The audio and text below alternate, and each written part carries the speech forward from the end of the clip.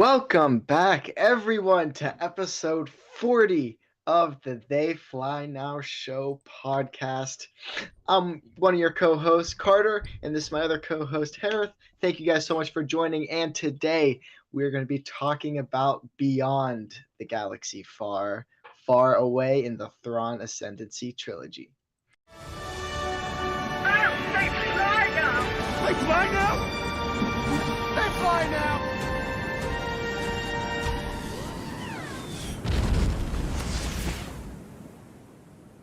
On stage. And we're live. Thank you guys so much for joining us, or actually coming back. No, Alanis, you were not on the first Thrawn episode. She wasn't cool this is enough. my First first time? time. My first time. What?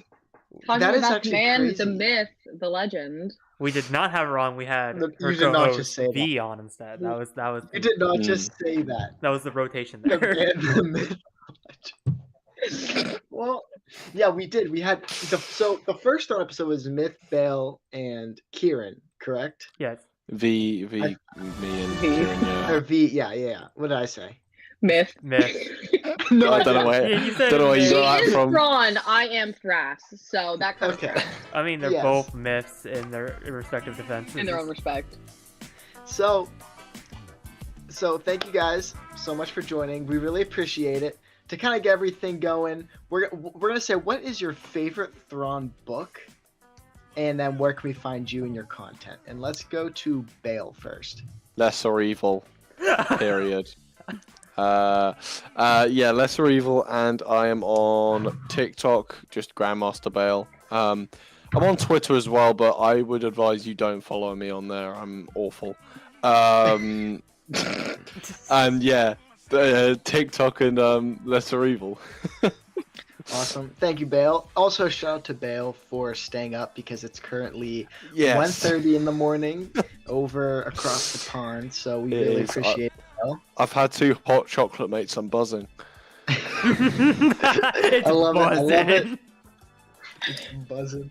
And Alana, same thing to you. I mean, it's technically a Legends book, but Outbound Flight is my favorite Thrawn book. But canon-wise, I'm gonna go with Treason because I do love my little Eli Vanto baby as much as I love Thras. Oh, Alanis, you disappoint me. that was a I shocker. know. Disappoint me, Alanis. I'm I actually know. very surprised. I thought you were gonna go Lesser Evil for sure. I know I do love Lesser Evil, but there's just something about Treason that hits different every time I read it. So What's I'm a that? Treason girly. He's disrespecting you. She's disrespecting you.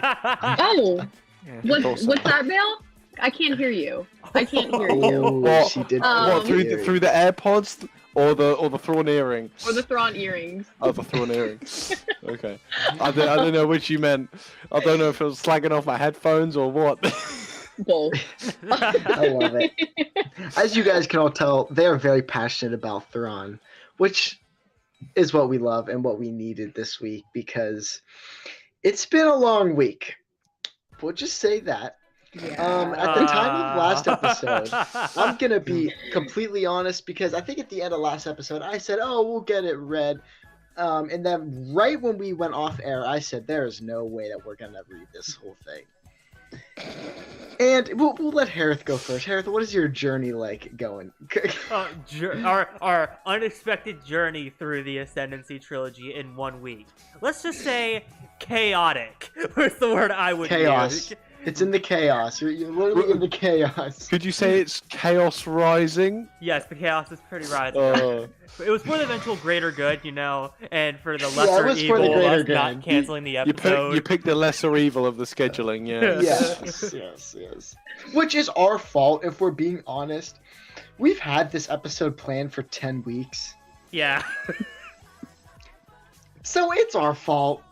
Kind of. But then we got carried away because we had to read the Padme stuff. Yeah. But, yeah, keep going here. Yeah, so I started Chaos Rising. I finished Chaos Rising on May 2nd around my birthday. I think it was May 3rd. Yeah, I finished around right after the first episode They Fly Now. I was about halfway through Chaos Rising at that point in time, so I was right ideally in the perfect point. Then I finished Greater Good in 2 days, and then Lesser Evil in 3. I mean, that's not horrible. It's not horrible, but It was a grind. This book. Yeah. Yeah, it's thick. It's a thick boy. It is, I think, Chunky the boy. longest canon novel. Well, you have Lost Stars and Tempest Runner, but their Tempest Runner is It's an audio drama, so it doesn't really count. It's like a script. And Lost Stars is short and a YA, so like doesn't really count. Yeah, But, I think. so right whenever. Oh, sorry, Bill. Oh, I was just going to say, in my experience with audiobooks, I've never experienced a 20-hour-long canon Star Wars novel. No, no.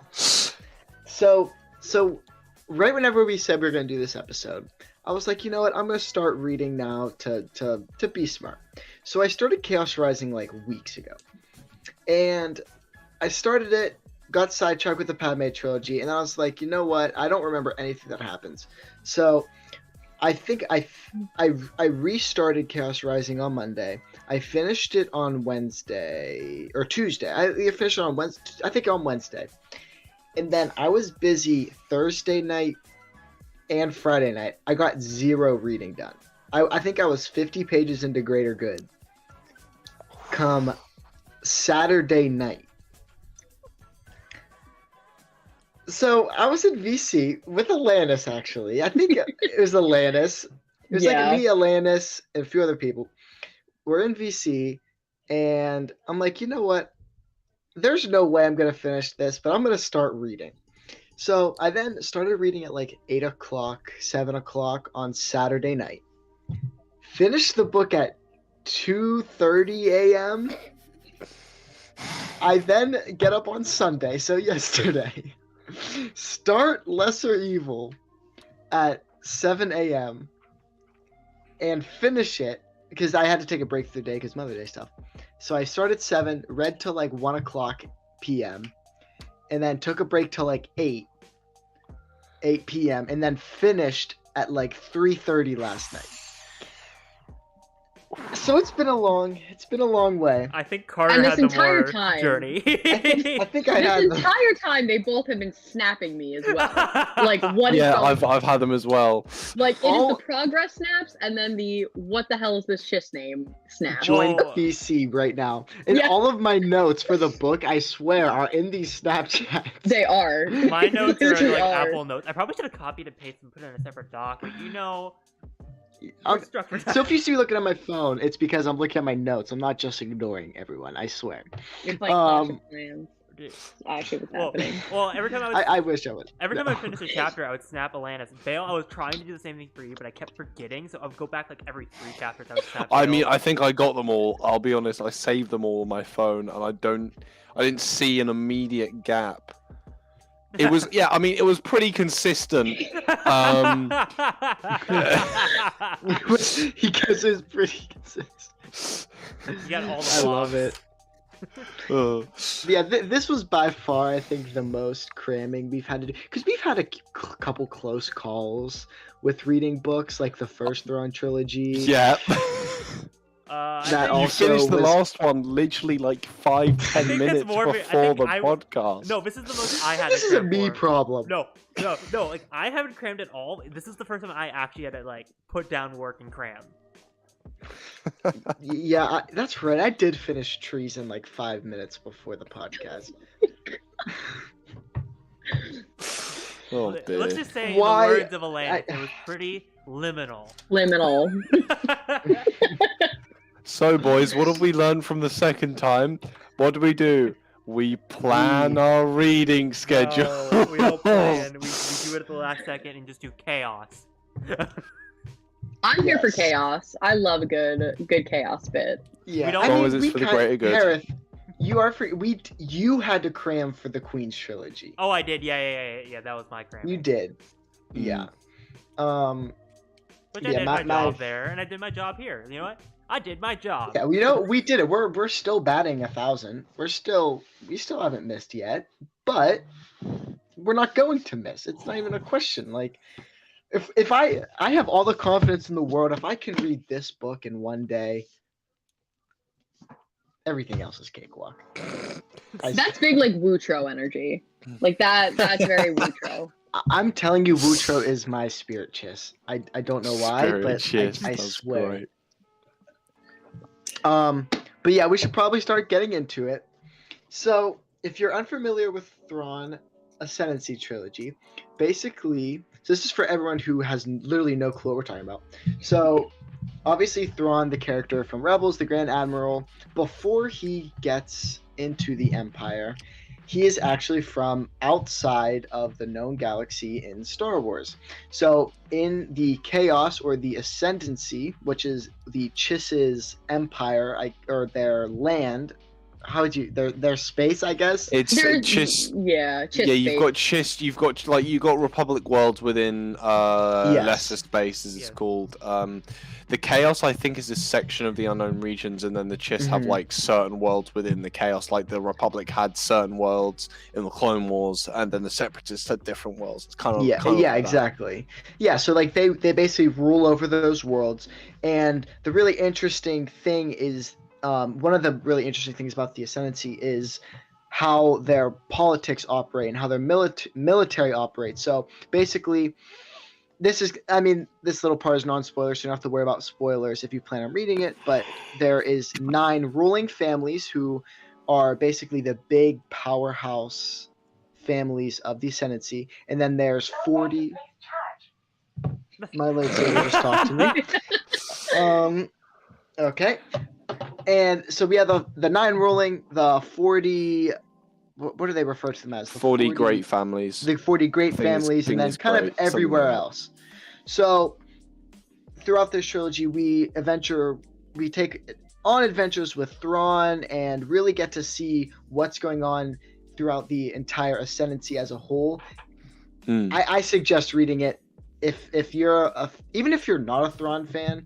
You still get a lot of other stuff. So if you necessarily maybe don't vibe with Thrawn, which I don't know why you wouldn't, because he's awesome, these books are super, super interesting and definitely some of the best canon books that I've read.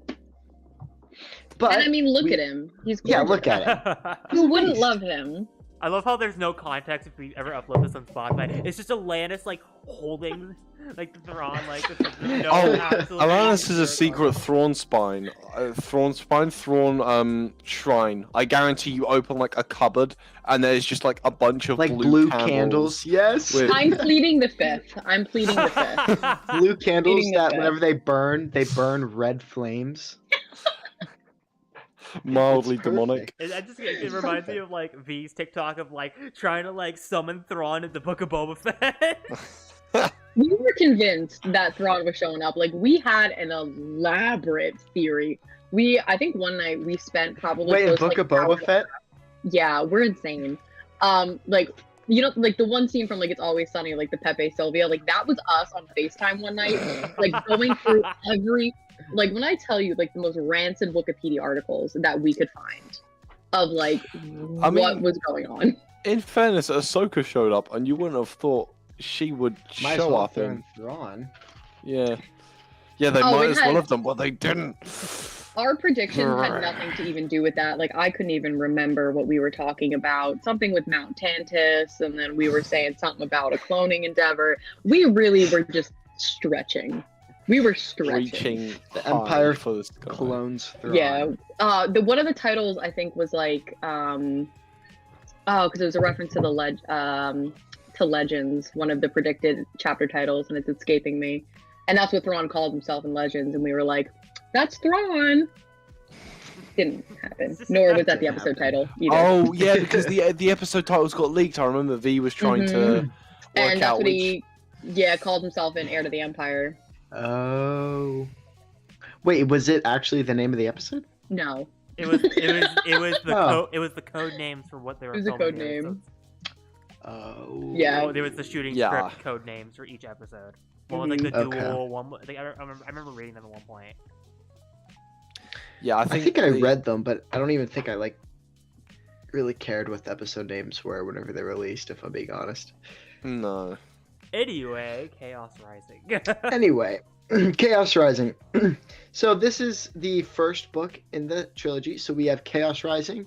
We'll be covering Chaos Rising, Greater Good, and Lesser Evil tonight.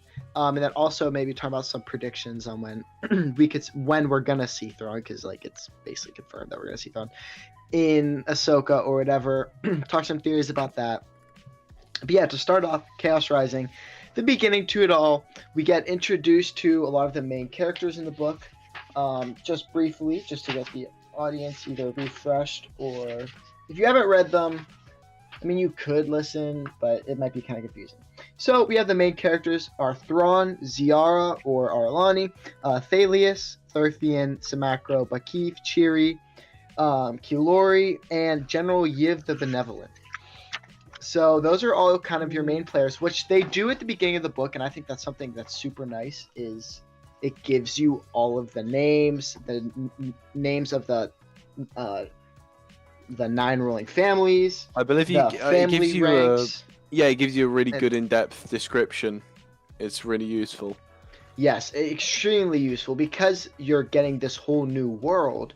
You want something that you can reference back. So a lot of the times while I'm reading, I'm flipping back to see, is the Arizi family one of the 9 ruling families? Flip back, yes, it is. Exactly. So it's extremely useful because it's extremely useful because it's all new information for most people. Exactly, it's all new, and like when you're thrown into something so complicated, it's really nice to have that page to be able to refer back to. So let's talk Chaos Rising a bit. I know there's a ton, and maybe Alanis, you can just get us started with just some of the key things that happen in Chaos Rising, or things that kind of stood out to you. I think the number one thing with Chaos Rising is the fact that it shows us the Chiss Ascendancy. Because like while we had like sprinkles of it from like legends and here or there, Chaos Rising kind of solidifies what is going on, how the ruling families work, what their culture in general is like. And that was like very, very neat because you kind of see Thrawn's background and like how he develops into it.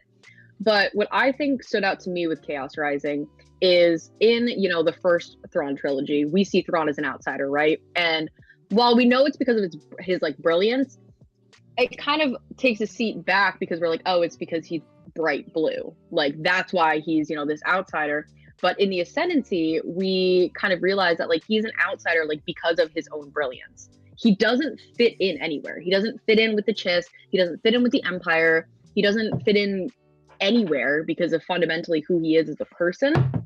And I think Chaos Rising is really important because it shows you that the very kind of few friendships that he has are genuine because they care for Thrawn because he is Thrawn, not because of his brilliance, not because of his strategy. And I think this book lays the foundation for everything that goes on afterwards, and kind of shows that he can have friendships, but he doesn't know how to fulfill them. And I think that's a running trend for Thrawn that we see in literally everything that he's in.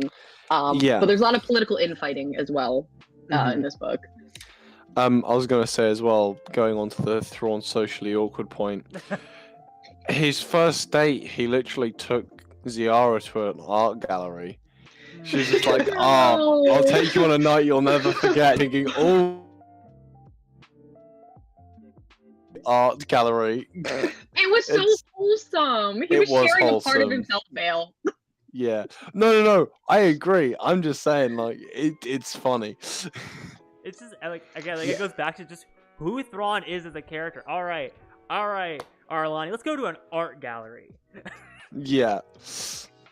Which art galleries may be fun. Not with Thrawn. Maybe not with Thrawn. Because Thrawn will Thrawn-splain everything. You'll be looking at a painting and Thrawn will already figure out what snack the person was eating while they were painting the picture. Oh yeah. And the name of that person's dog somehow. It's actually incredible. The use of brown right here on the odds of whatever that leads to this to leads to that. It gives me the same energy of like guys who take girls on dates to like sporting events so they can just like mansplain like everything that's happening. Like he went up to the bat and hit the ball and he has 27 I don't know sports. 27 strikes. Really? Like that is the same energy that date gives off. Exactly.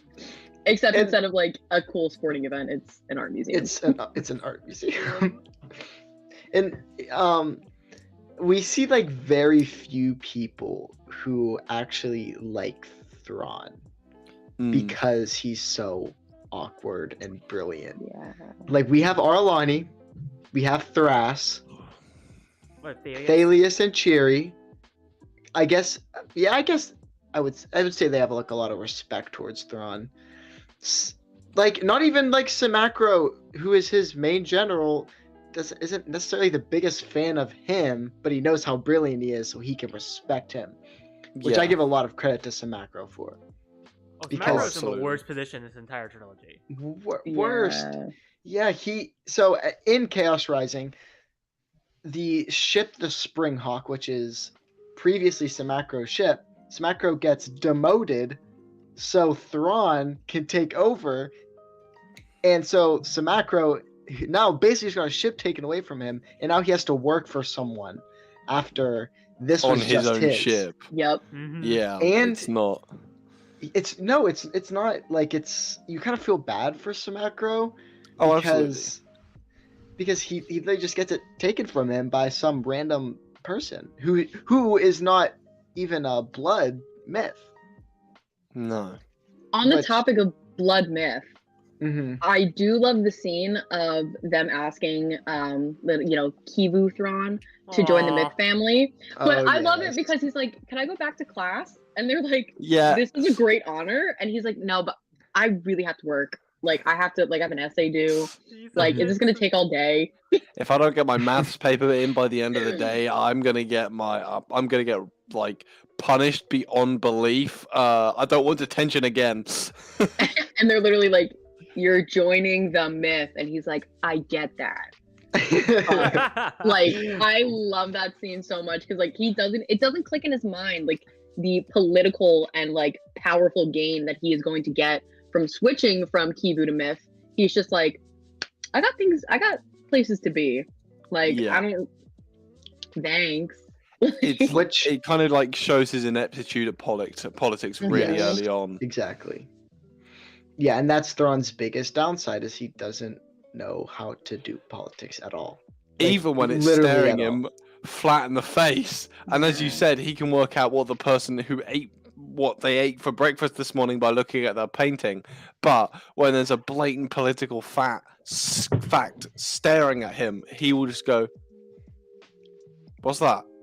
He will not clock it. It's mental. Which is why Thras is so special.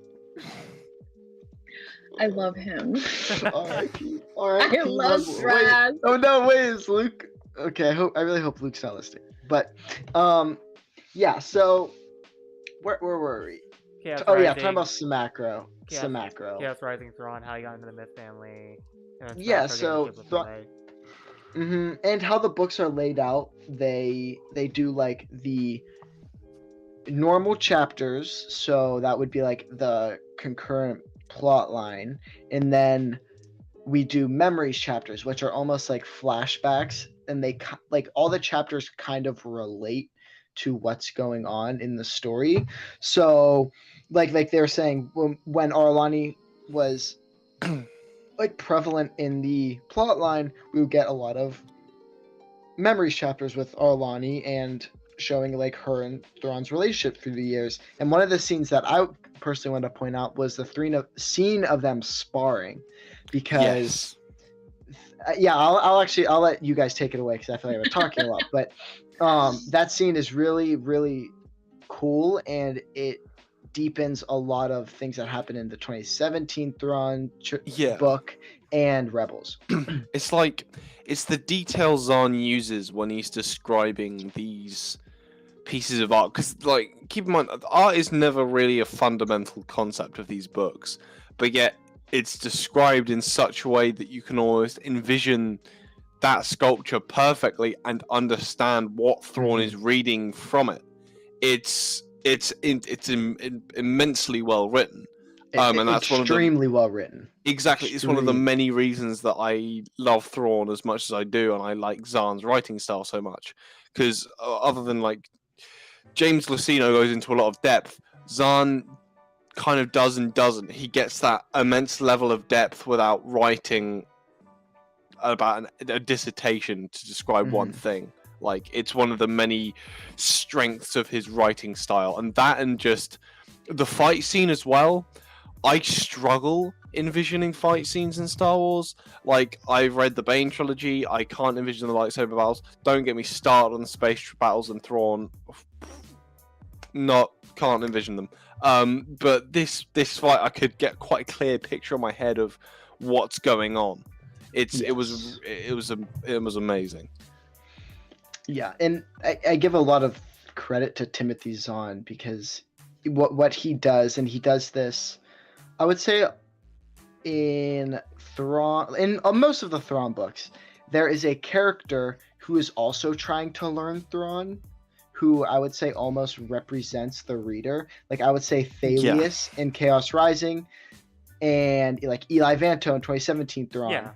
What Zahn will do is Thrawn will do his whole big maneuver, but then Thrawn will then go and explain it to Thalius or to Eli Vanto to make it make sense. The Thrawn explain scenes. And it's perfect because like you're reading over these giant space battles and you're like, what the heck is going on? But then whenever Thrawn goes back and explains it, it makes a ton more sense. Exactly, yeah.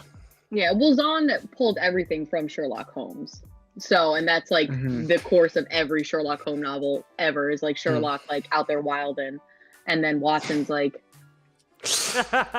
explain, and Sherlock's like, oh well, it's actually very simple. If you just look at the trajectory of the moon and the stars, and goes on from there, and like that is very evident in this. But I'm glad that you said like Thalius because I love her in Chaos Rising.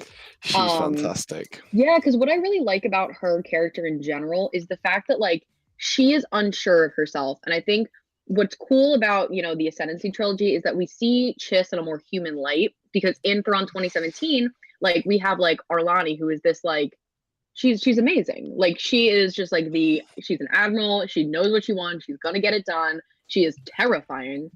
Yeah. Terrifying. But we don't really see the humanity kind of aspect. Yes. And then, you know, then we kind of tilt the switch and then we see Thalius, who is so unsure of like herself and her confidence and where she belongs, where she shouldn't belong, who like her allies should be, who they shouldn't be. And it was like very refreshing to see like a more human side of the Chiss Ascendancy rather than like, you know, the Chiss warriors that we're used to. Yeah. Yeah. Again, like going back to what like Scholar was saying about like Thalius' introduction, I feel like that's like the most important part of her character arc is her as a Skywalker encountering Cadet Thrawn, like going to a place he shouldn't have gone, and then the whole sequence of him getting spinned around, like how that kind of just stood out in Thalius' mind, and like how Thrawn told her like everything's gonna be okay, like if you just stick with your path. Yeah, and that's another thing that we haven't even touched on yet is Skywalkers. So basically, if you haven't read or if you want refreshed, what the Chiss do is sometimes whenever their young girls are growing up, they're basically force sensitive, but they don't refer to it as a force, they refer to it as third sight, which is awesome. And I love how, and I think we'll talk about this more in Lesser Evil because it becomes a lot more prevalent with how third sight works. And what the Chiss do is they use the young Chiss girls' third sight, and they helps them navigate through the chaos. So what they'll do is, like for example, the main Skywalker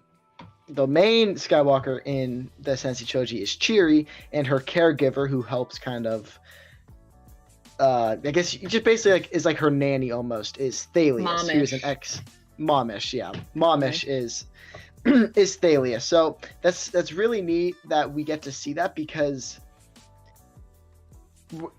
and I kind of made this connection when I was reading, like is looking at the origins of hyperspace and how that is in the High Republic and everything with Mari Santeca and how she gives the paths to the Nihil is very, very similar to how we see the Skywalker's guide around the Chiss. So I think that's something that's really interesting and creates a whole nother layer to these books. Yeah, and I think the whole Skywalkers in general, like it's such like a cool way that they do it because they're this like huge secret. Like no one's supposed to know about No the one. Skywalkers. Yes. Whereas, you have like, as opposed to like the Jedi where it's like, you show any type of force sensitivity as a baby, they're like, chuck them off. All right, go be out there. And then, obviously as the galaxy moves on, the Jedi, go more underground and all that. But seeing like the kind of back and forth between the two is super interesting. And I think Cheery is phenomenal. Like I absolutely adore Cheery. It's I don't know if any of you have done the audio book. Oh, the voice. Yeah. The The voice voice. Thompson The does for voice, young bro. Cheery is so wholesome. It's so good.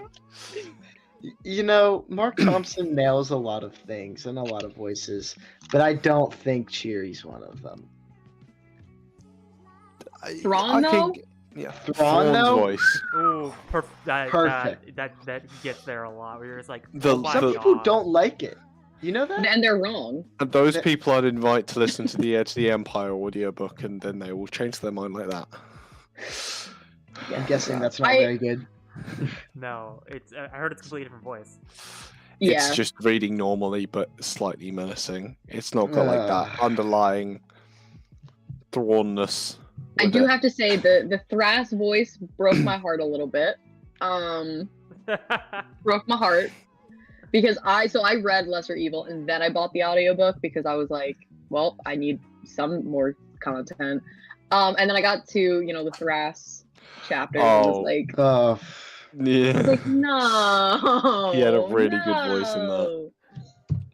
yeah. I was like, just make him sound like Eli. It's fine. No one will notice. Like Make Samacro's it got a sound weird like accent. Eli.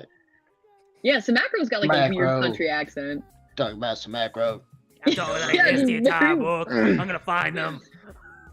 He Like, what? he is just your stereotypical general, and I love Mm. it. It's great. It's- Well, his They- character arc too. Like he came a Oh. long way in Lesser Evil. He does. Yeah. Yes. The macro gets like, literally thrown through the ringer in Lesser Evil and like bounces back character development wise. Mm, Yeah. absolutely. Yeah. He keeps strong. He has a very strong will, I would say. Yeah. That and again with Samacro, he will, no matter what he thinks of his captain's orders, He's gonna. he'll do it. make sure they're followed out to the best of his ability. Mhm. Yes. And he'll ensure that not necessarily doing the right thing, but he's doing the thing. He's following the orders, and when he sees that his captain is going against the rules or bending the rules, but is ultimately doing the right thing, he still like follows on and doesn't like rat on him or like tell the Ascendancy at all. Yeah. It's one of the many things I can like respect about his writing and his character. Yeah, because he doesn't like Thrawn, and respectively Mm. so. I mean, I Oh, wouldn't like him absolutely. either. If Yeah. if someone just walked into my house and said, "No, I'm going to take that from you, and you're going to be my maid," I'd be He's like, a bit of "What?" a smug git, is Thrawn. I'll be honest, but we love him for it. And Thrawn gets bailed out of a lot of things. And actually, the first thing we see him get bailed out is in the memories chapter with Arlani. Whenever he what exactly happens there? Because he fails, but then like he doesn't fail, and they like don't believe his maneuver, right? They think it was like too good to be true. It was like a simulation Yeah. Yes, it was the same. Um, for like school, and he did it so well that they thought that he cheated. So they It was were the like, oh. gases that tricked the sensors or something like that. And he assumed that he hacked them or something. Yeah.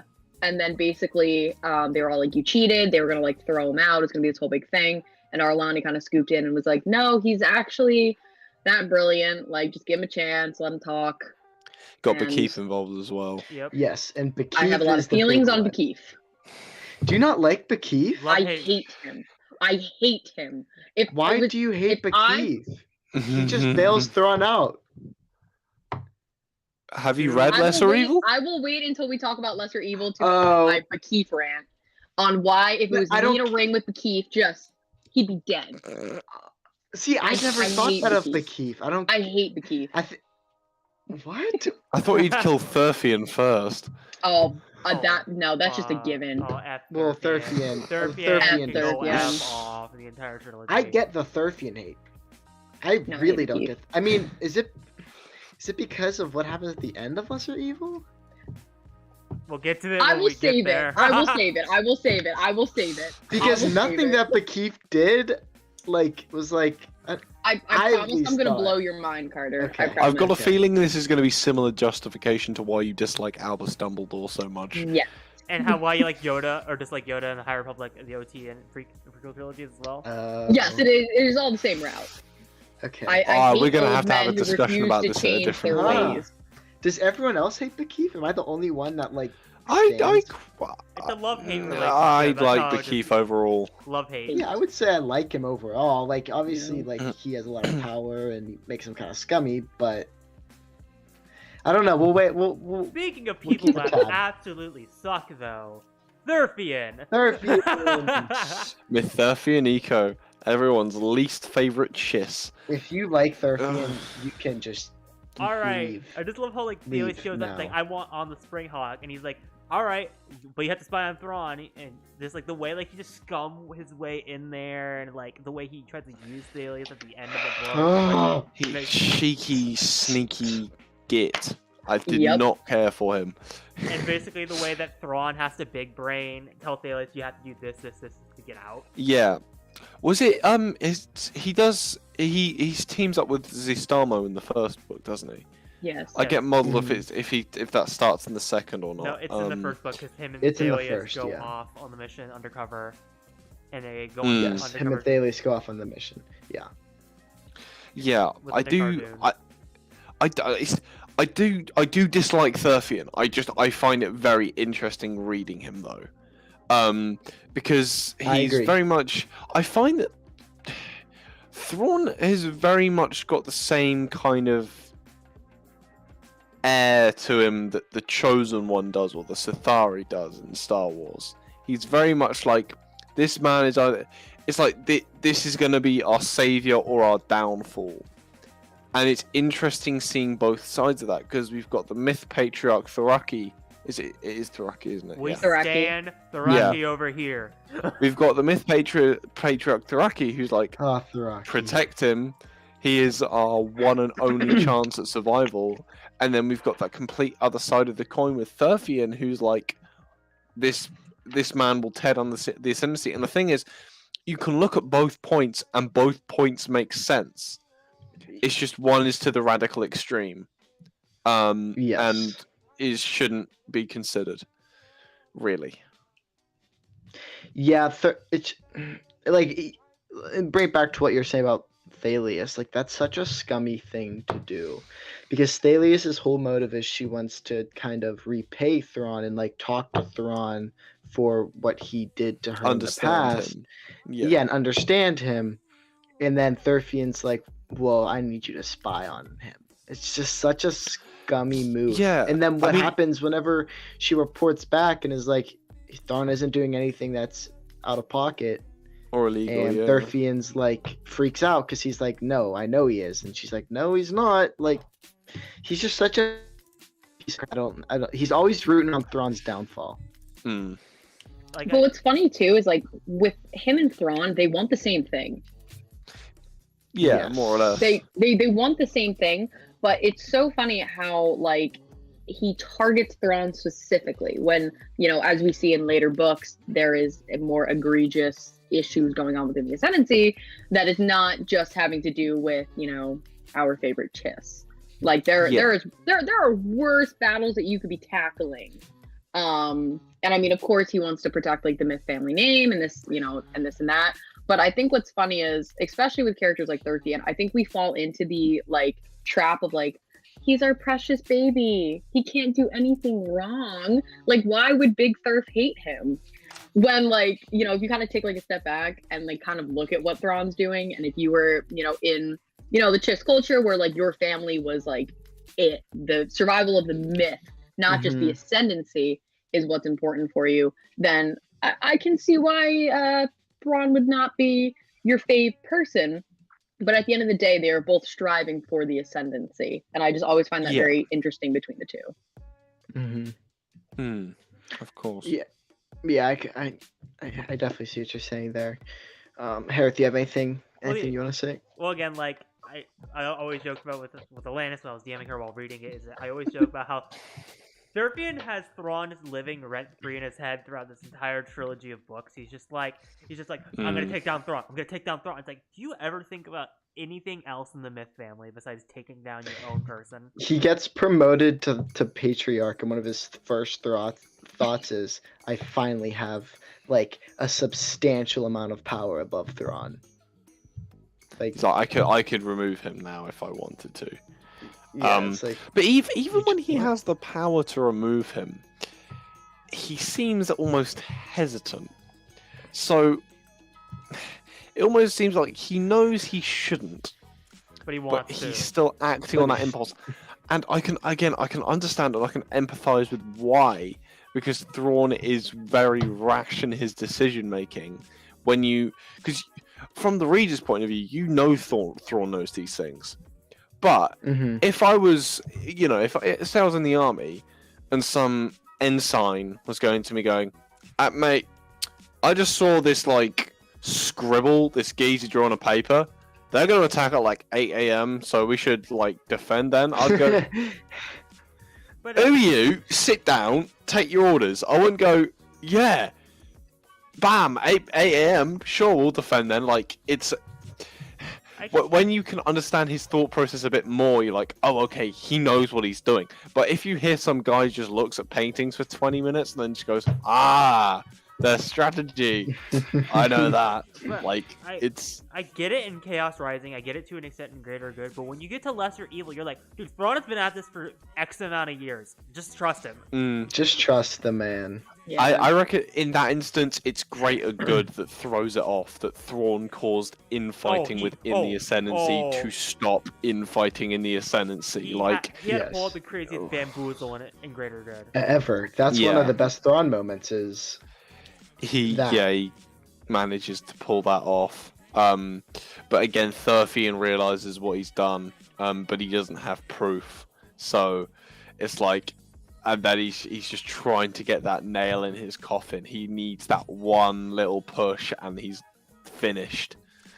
I know this is like incoherent, like we're just jumping around with, like the 3 books, but like going back to Chaos Rising, I would say after talking about it with Malik Jedi Smart on Discord and VC, I would say my favorite Thrawn moment would have to be the no damages scene in Memories 8. Oh my god, that is a peak Thrawn moment. Wait, which one? No damages. Oh, when he has yes. everything lined up, he's like, I could shoot him right now, and we would suffer no damages. I can kill him all in one shot. Just give me the chance. And she's like, Arlene's like, I can't let you do that. I can't do that Because they have to attack us first. Ascendancy laws. And like preemptive strikes. Thrawn's bane of existence.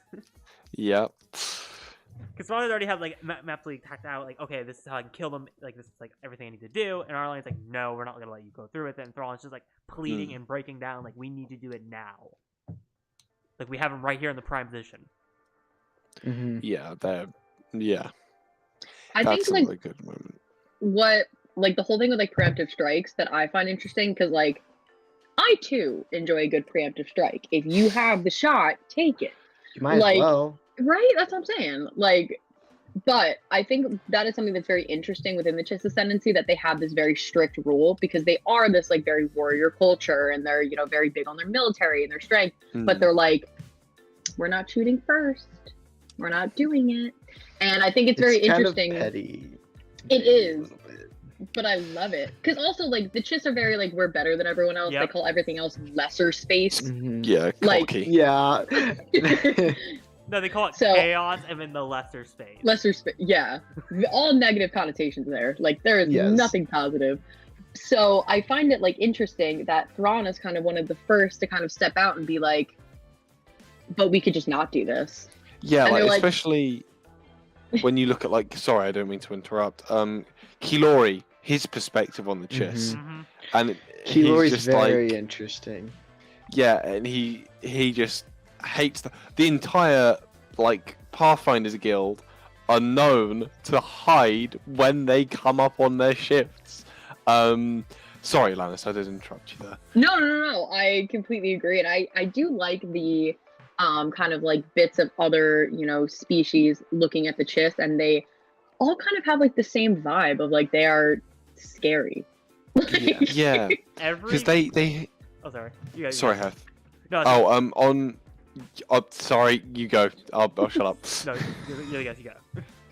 On Yiv's planet, they have another moment as well in the I don't know what it is. I think it's an art gallery. It's always an art gallery with Thrawn. And even like the Yes, and people then on when he that first planet. meets Yiv. Yeah. That's Just the general populace look at him weird and like. Oh yeah. Chiss. Like they're kind of like they're already suspicious like of him because he's a Chiss. Anyway, sorry, Hereth, before I so rudely interrupted you. No, again, you're good.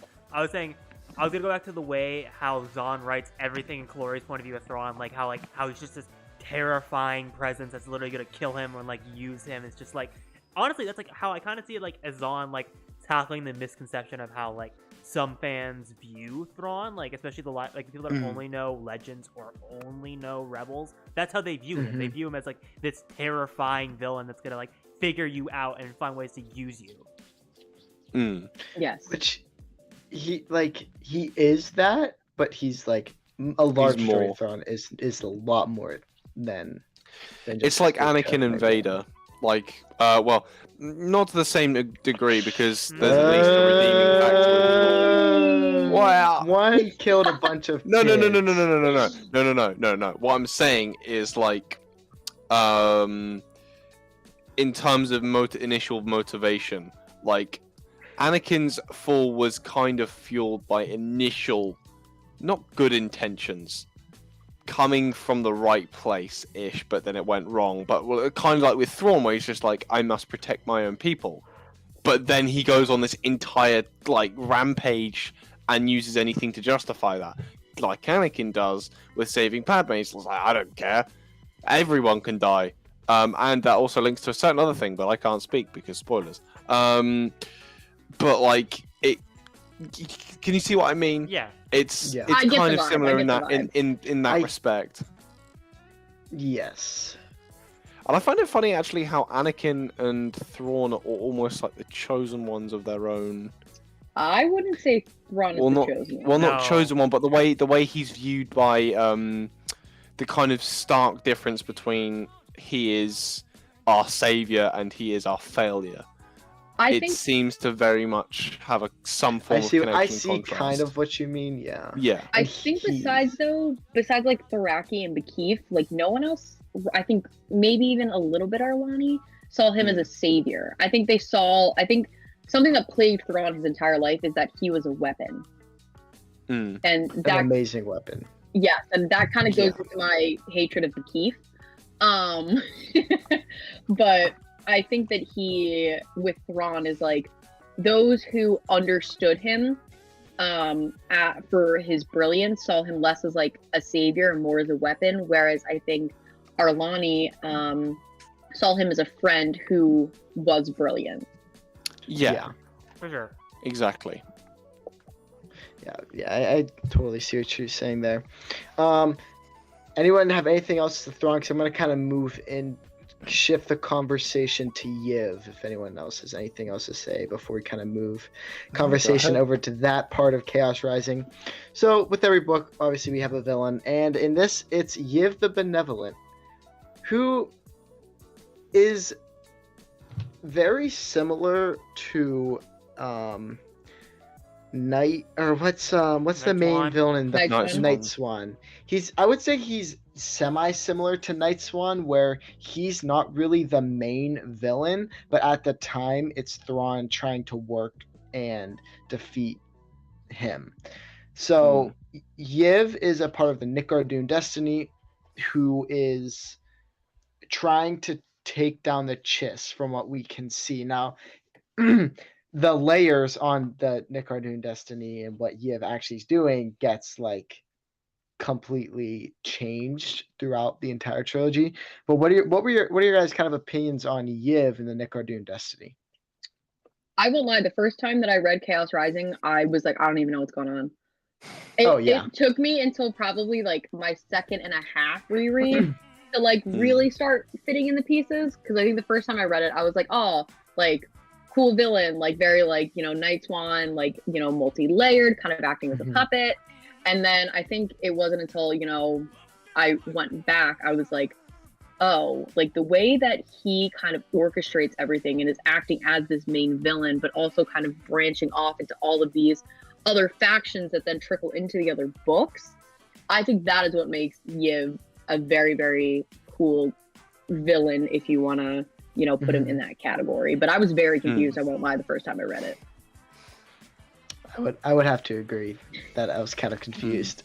The whole trilogy, I feel like gets better as you read it multiple times. I'm sure. Yes, I've read. I think I've read the entire trilogy 3 times.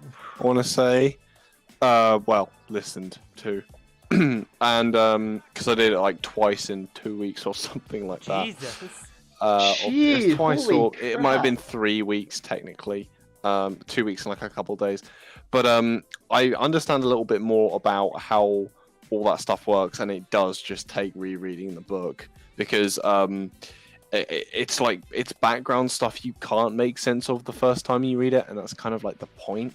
Like you need to go back and have a look. So that the Thrawn books in a way do need to kind of, they're slow burners.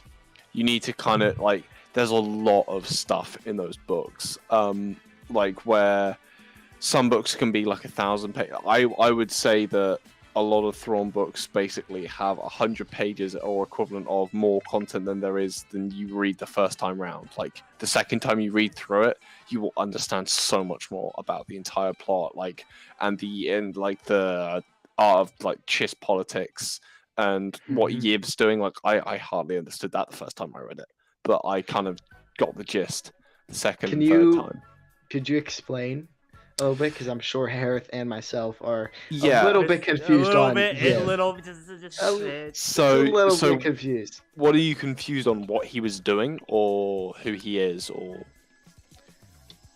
just him in general? Just general.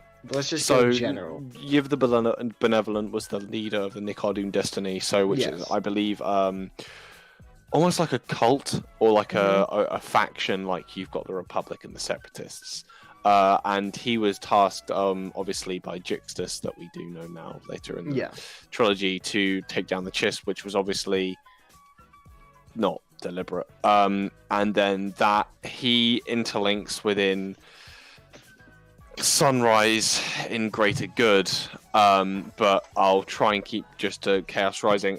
The refugee ship that was blown up above Chila was the Sunrise refugees from the second book, the second group that weren't like rendezvoused with.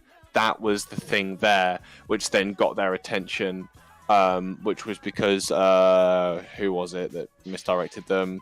The weird changeling, the weird Hapleaf of the Agbui. Hapleaf. He sent them over there, and Yiv was always like planned to fail, so he was just taking over different races, and his general ignorance of, I forget the exact race in question, their thought lines.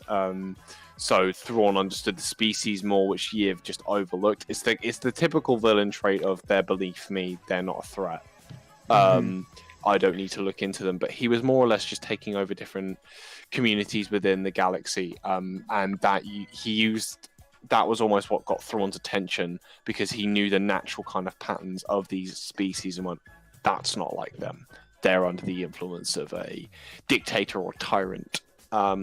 So he was just tasked by Yiv to fail, by Jixtus to essentially get Thrawn's attention and get wiped out by Thrawn. And that's the kind of general consensus behind him, I think. Yiv is very similar to the General Arius Nikari. Arius Nikir, kind of.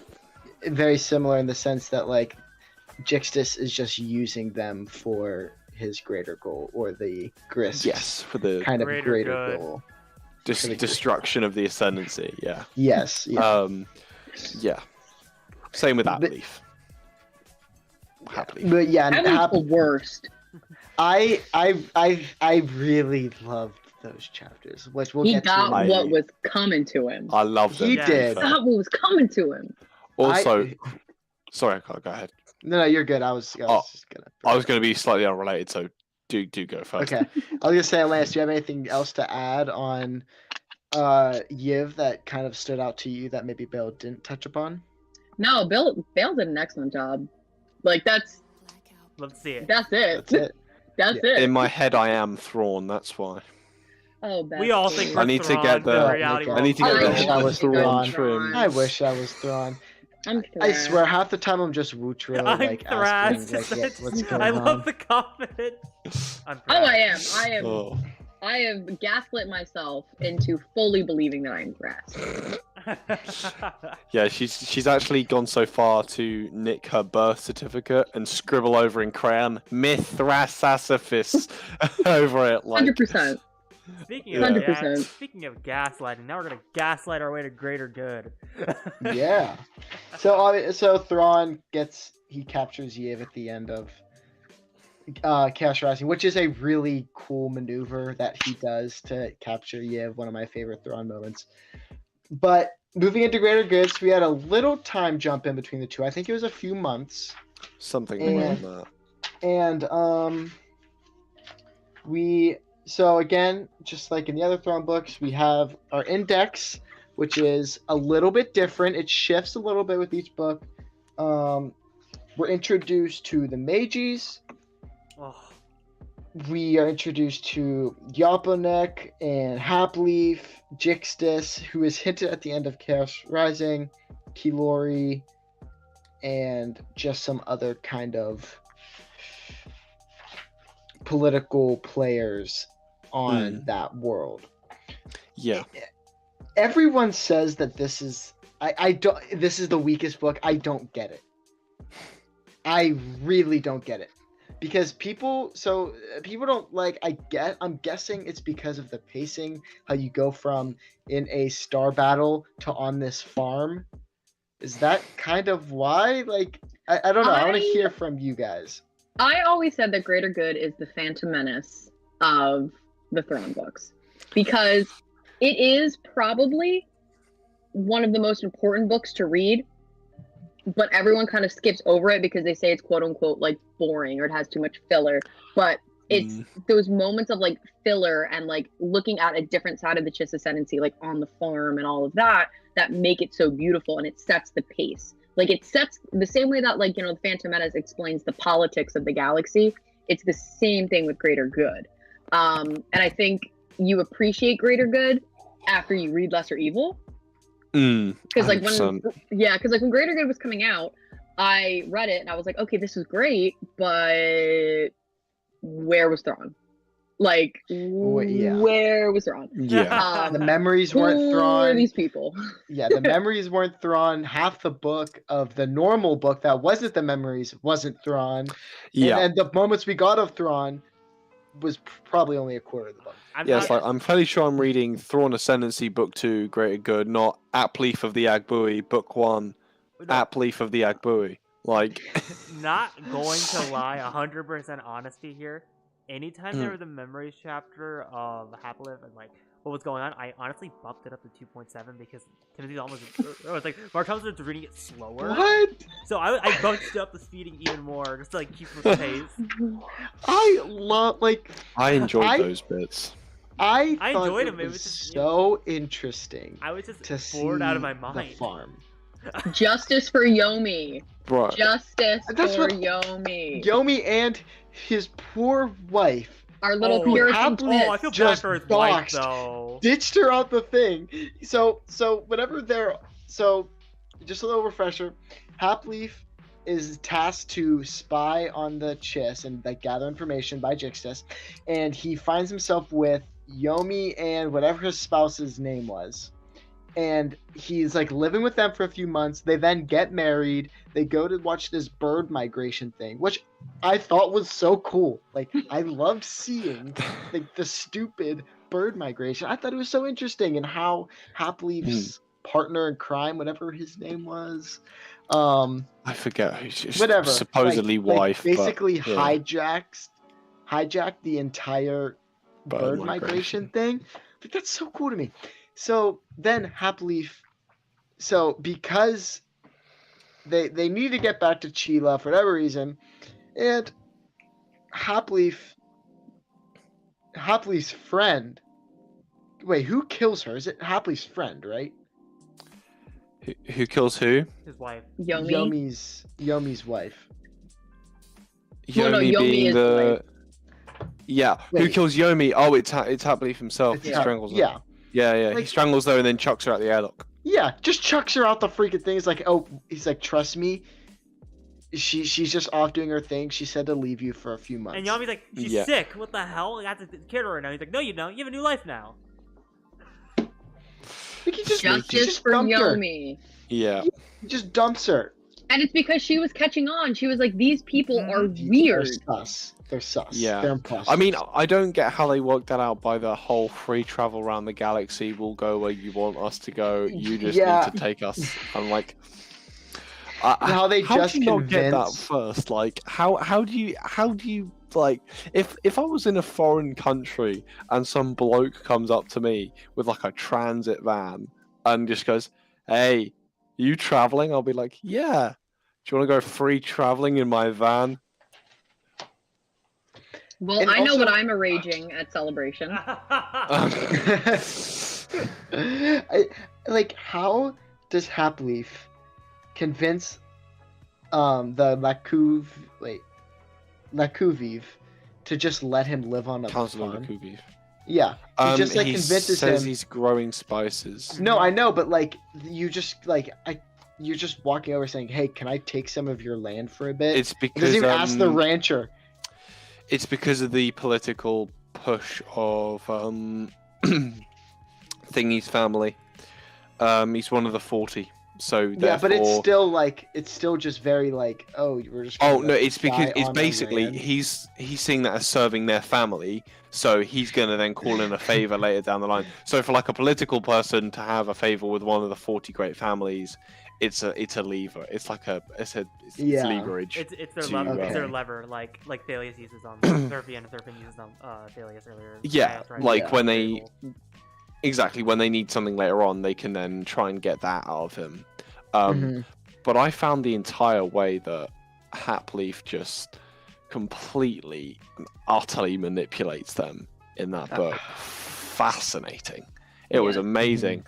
And if you did the audiobook, Farmer Chiss, the voices. I would do an impression, but I'm awful at impressions. Do Was just so good. I would, Carter, but I don't want to destroy your ears. For the sake of the But- viewers, we will not destroy their. For the sake of the viewers, you will lose viewers if I do it. All three of them. But All but three of them. like, yeah, like the entire thing was just so well done, and just having like farming. It's something you never thought the Chiss would do. I don't know But what. that's why I love it. It's world building. It's world building in its finest. You learn a lot more about the This Chiss book through that. world builds amazing, and that's why I don't get it.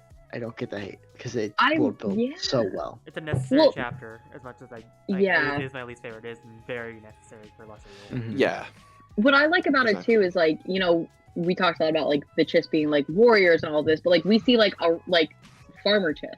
Like, you know, in Lesser Evil we see like literally like cashier Chiss. Like Mm. it's like everyday people rather than like the very, you know, militarized version that we're used to. And that's what I loved about it. Because also like they were concerned about like petty things. Like they were concerned about like, you know, like power and wealth and like, and even on like a smaller scale, like their families and things like that. They weren't just worried Migrations. about the ascendancy as a total. Mhm. Mm. And talk about wealth. They weren't all like Thrawn, Yeah. which is what like it kind of suggests when we only see Thrawn, and Thrawn's the only example of Chiss, and Aralani's the only other Chiss we've met. Yeah. Yeah. And talk about wealth and how wealth completely like basically corrupts all of the families, and we see this with the mine, the creeks. what's the mineral called? It's Oh, the metal. it's not The metal. Portosis, Oh, is it? yeah. With the mine. But later it gets revealed that's the no, Magus it's not metal by Portosis. the end of the book, Portosis, yeah. the That it's not actually a mine. mages, No, yeah. Yeah, the they- mages metal. They stole it from the mages. It's people. Yes. Nyx. Nyx. Yes. It's a Nyx. Yeah. So mine. then, like that whole yeah, because thing that's is the super interesting, and how they travel there, and everyone's like, "Oh, there's a Nyx mine that can bring my family to wealth," and then all these families fall into Hapleaf's and Jixtus's plan to start a civil war amongst the Ascendancy. Which they just all pull the finders keepers Mhm. card Yup. and then just like. I love that though, because what I really liked about this book is I think the entire time Thrawn thinks that the threats to the Chiss Ascendancy are outside. But this book is like, no, it's like Inside. actually it's inside. Infighting. And the fact Yes. that he can't comprehend that, I think is so interesting. Because he is picking out, what is actually wrong with the Ascendancy by looking into, the outside threats. And I think that is something that's really, really neat because he can't quite understand the politics. No, yeah, definitely. Mm. And that leads me to one of my favorite Thrawn moments, which is whenever Lakinda is talking to Thrawn about the Nyx mines, and she's like, "There's all these mines. Like it's whoever gets it is gonna like get all the it's gonna get all the wealth." And Thrawn just goes, "You're getting scammed, right?"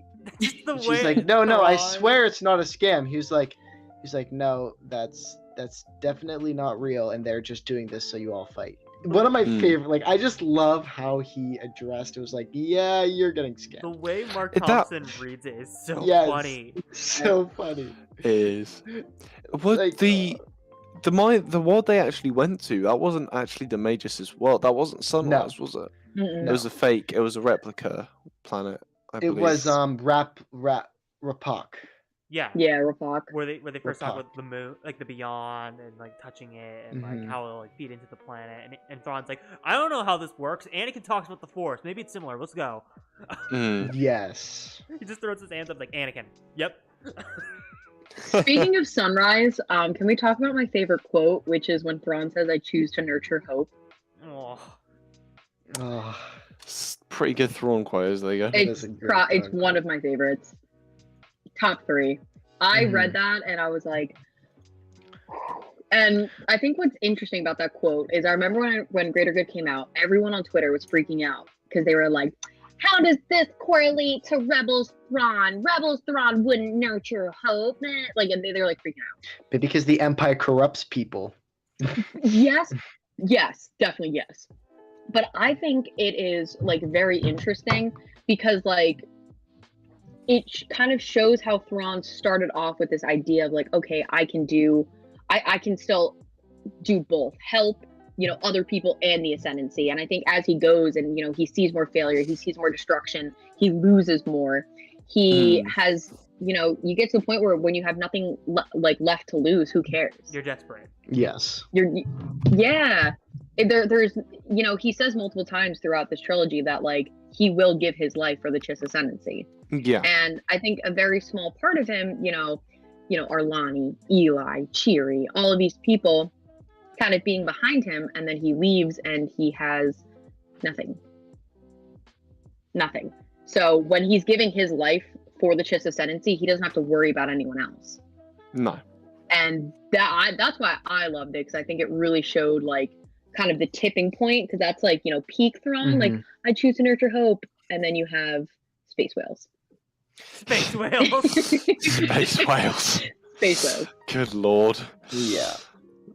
I But yeah, that's a great point. I like never really thought about it that way. But I have Yeah. to talk about the plot with the mages and them like getting her back to her people so that she won't kill herself, and the whole scene of like Yes. Macro and Thrawn waking her up from like her being like in hibernation. You're just like, Jesus Christ! Like the way Yeah, Aliens so they convinced when they her to capture die. her, yes. Yes. The mage is a mood though. She's like, I'm just gonna kill myself. Like, I come on, I don't want to do it. I was like, bestie. Your move. No. I was like, twin. I will be honest. there are multiple times in this book trilogy where I would quite like to throttle the mages. She, Yes. She like Her almost voice. killed herself. Her voice in the audiobook. She sounds like a rooster being strangled. Rancid. Horrific. Yeah. It's Yeah. it's so bad. It's so bad. But the mages are very essential when we're like lesser evil. Some of my favorite stuff is with the mages and Cheery. I absolutely love that stuff. But that's all set up in greater good if you think about it, because when Thalia Yeah. talks to the mages, you instantly know she's a Skywalker. How the hell does she know that? How the hell does she know about Cheery? They never saw Cheery. Like all these little seeds are getting planted in greater good, and then they pay off. Yeah. Mhm. Exactly. Because Thalius is like, I believe my third type will come back, and you're like, how? Like it loses it as a child. Like, how does that work? How is the mages doing this? And, like, you get these like little questions in greater good. Which I really thought that it was the Chiss behind that. I think I said that to Atlantis last night. I was like, I'm pretty sure the fire spring or whatever it was The called, Springhawk. like the weapon. Oh, the No, the Oh, weapon. Starflash. Starflash. Yeah. Starflash. I was like, I'm pretty sure Starflash gets rid of the Skywalker's ability to be force sensitive, which is completely wrong. But You got How did you 13 come to that being conclusion? patriarch, though. You got 13 being I patriarch. did get 13. I got that after. You did. Yeah, no, I got that after Chaos Rising. Mm-hmm. Because I 13 said my being prediction. promoted. Yeah, because I was like, they wouldn't just put Tharaki in here and him being old and like hinting at that. I was like, he's definitely. Dying. Yeah. Mm-hmm. And I was like, Therapian's going to get it. And I called it, which is nice. That's that, and you get one of the best quotes from the Chiss Ascendancy. Is like, "You're a family of the Chiss Ascendancy, therefore you're owed justice." I like Mhm. that line. I think it's good. But Yeah, I agree. I have to touch on like one more thing, like for like my piece for greater good is the final battle of greater good with like Thrawn using the gunboats to get Oh away my the gosh. Civil War inside the Ascendancy. It's great. It's my Use second Cheery. favorite Thrawn's battle, besides Lesser Evil. Yes. You'll know if you know what I'm talking about with Lesser Evil. There's one battle that I'm like, it's better. There is Mhm. one battle. I think it's either in greater. I think it's in greater good. With the asteroid. It's either in greater good or lesser evil. The Mm. missile launcher. And it's Thrawn's, or no, it's Aralani's fighting. There's the asteroid, and Lakinda's behind it. Yeah, that is. She's like hiding behind it, and then Greater good. destroys the asteroid. Yeah, that is greater But- good. It's Yeah, one of there's- the Yeah, that happens in Great Good and Lesser Evil, I think. Yeah. Well, there's like 4 battles on. What's it called? What's the planet? I suck at Sunrise? names. I literally suck. On Sunrise. I think there's 4 battles on Sunrise because Thrawn says this is the 4th time we've been here and hopefully the last or something like that. I won't lie. Anytime there's like a space battle, like you guys know, like the crab rave meme where it's just like a bunch of crabs like dancing. That's what your Um, head turns into, isn't it? That yeah, every single time, like every Do you single just time. zone out, or you're like, I'll wait for the I eventual do. Thrawn's plane scene? Yep, I zone Yeah. out and I'm like, he'll explain it later. To And be that's I fair, will exactly say- what happens. The lesser evil final battle I feel like is very like easy to follow Yes. because they're like, well, we'll get there. But no, going We'll back get to the greater good final battle, I love how like Thrawn takes the gunboats from where do I forget where he takes them from. Why am I forgetting where he like? Because he figures out like, oh, these are being controlled by this station, so I'm just gonna take the station with me.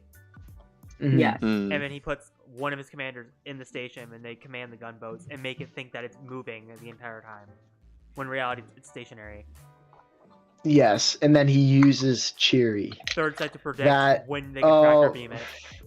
yes, Mm. and using Cheery to then send it into the fake mine. Which Sean's like, oh, they're like, you're getting scammed, and then everyone like doesn't believe him, and he's like, okay, Cheery, can you help me real quick? And then uses Cheery to help launch the Counter. ship into the mine. Yeah. Such a cool moment. Like I was literally freaking out. I was like, Cheery's coming in clutch.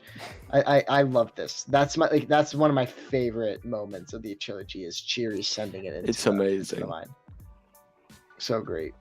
I joined VC like right after that. I was like, Cheeri's the goat. Cheeri's the goat. She's the best. Wholesome. But anything else to add on Greater Good? Again, we start to see more of a Jixtus presence. Which then in Lesser Evil. Does he reveal he's one of the Grisks in Yes, this? you get the. Yes, I the thought Grisk name. It's just dropped. It's not anything Well, else. I feel like it's heavily implied in Chaos Rising, but it's dropped in Greater Yeah. Good. Yeah, I feel like.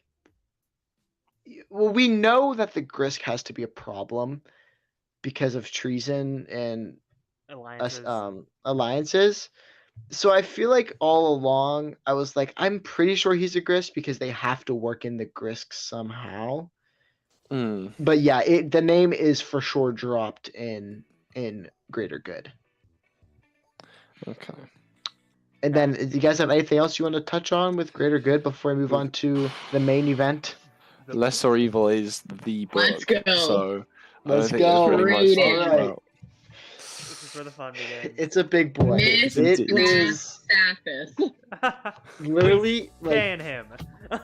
We love him. I'm just gonna let you guys run with it because I know you guys have been wanting to talk about Lesser Evil. Oh God! Don't get me The started. stage is yours. The stage is yours. Alanis, you go take it away. first. Okay, so Thrass. Icon.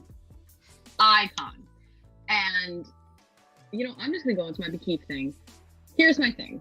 Okay. So, Yes, I would. I want to hear this. So here's the thing. So Bekif obviously saw both Thrawn and Thrass as people who could be very, very crucial to the Ascendancy. Not just the myth, but the Ascendancy in general. Yes. But he knew Thrass could survive on his own. Thrass was very politically, astute. He'd be able to go through the Syndicate, like he'd be fine. He knew that Thrawn would not be fine. Without someone with that political savvy, with that like, hey, like let me talk to you, like Yes. how's your day, like small talky vibes. And the fact that he put them together to kind of use them as a dual weapon. It was never supposed to be Thrawn or Thrass. It was Thrawn and Thrass. Yes. It was the things that they were meant to do together. And I think the Memories chapters do such a great job because I think Thrass, in my heart, kind of knew that. He was smart enough politically to know this. And then Thrawn kind of wasn't, but through their relationship, like Thrass, like obviously grows to love Thrawn to the point of calling him a brother. And, even though they're not blood, like they're brothers, and like they form this such amazing bond that like it is them together because, where Thrawn lacks, like Thrass picks up.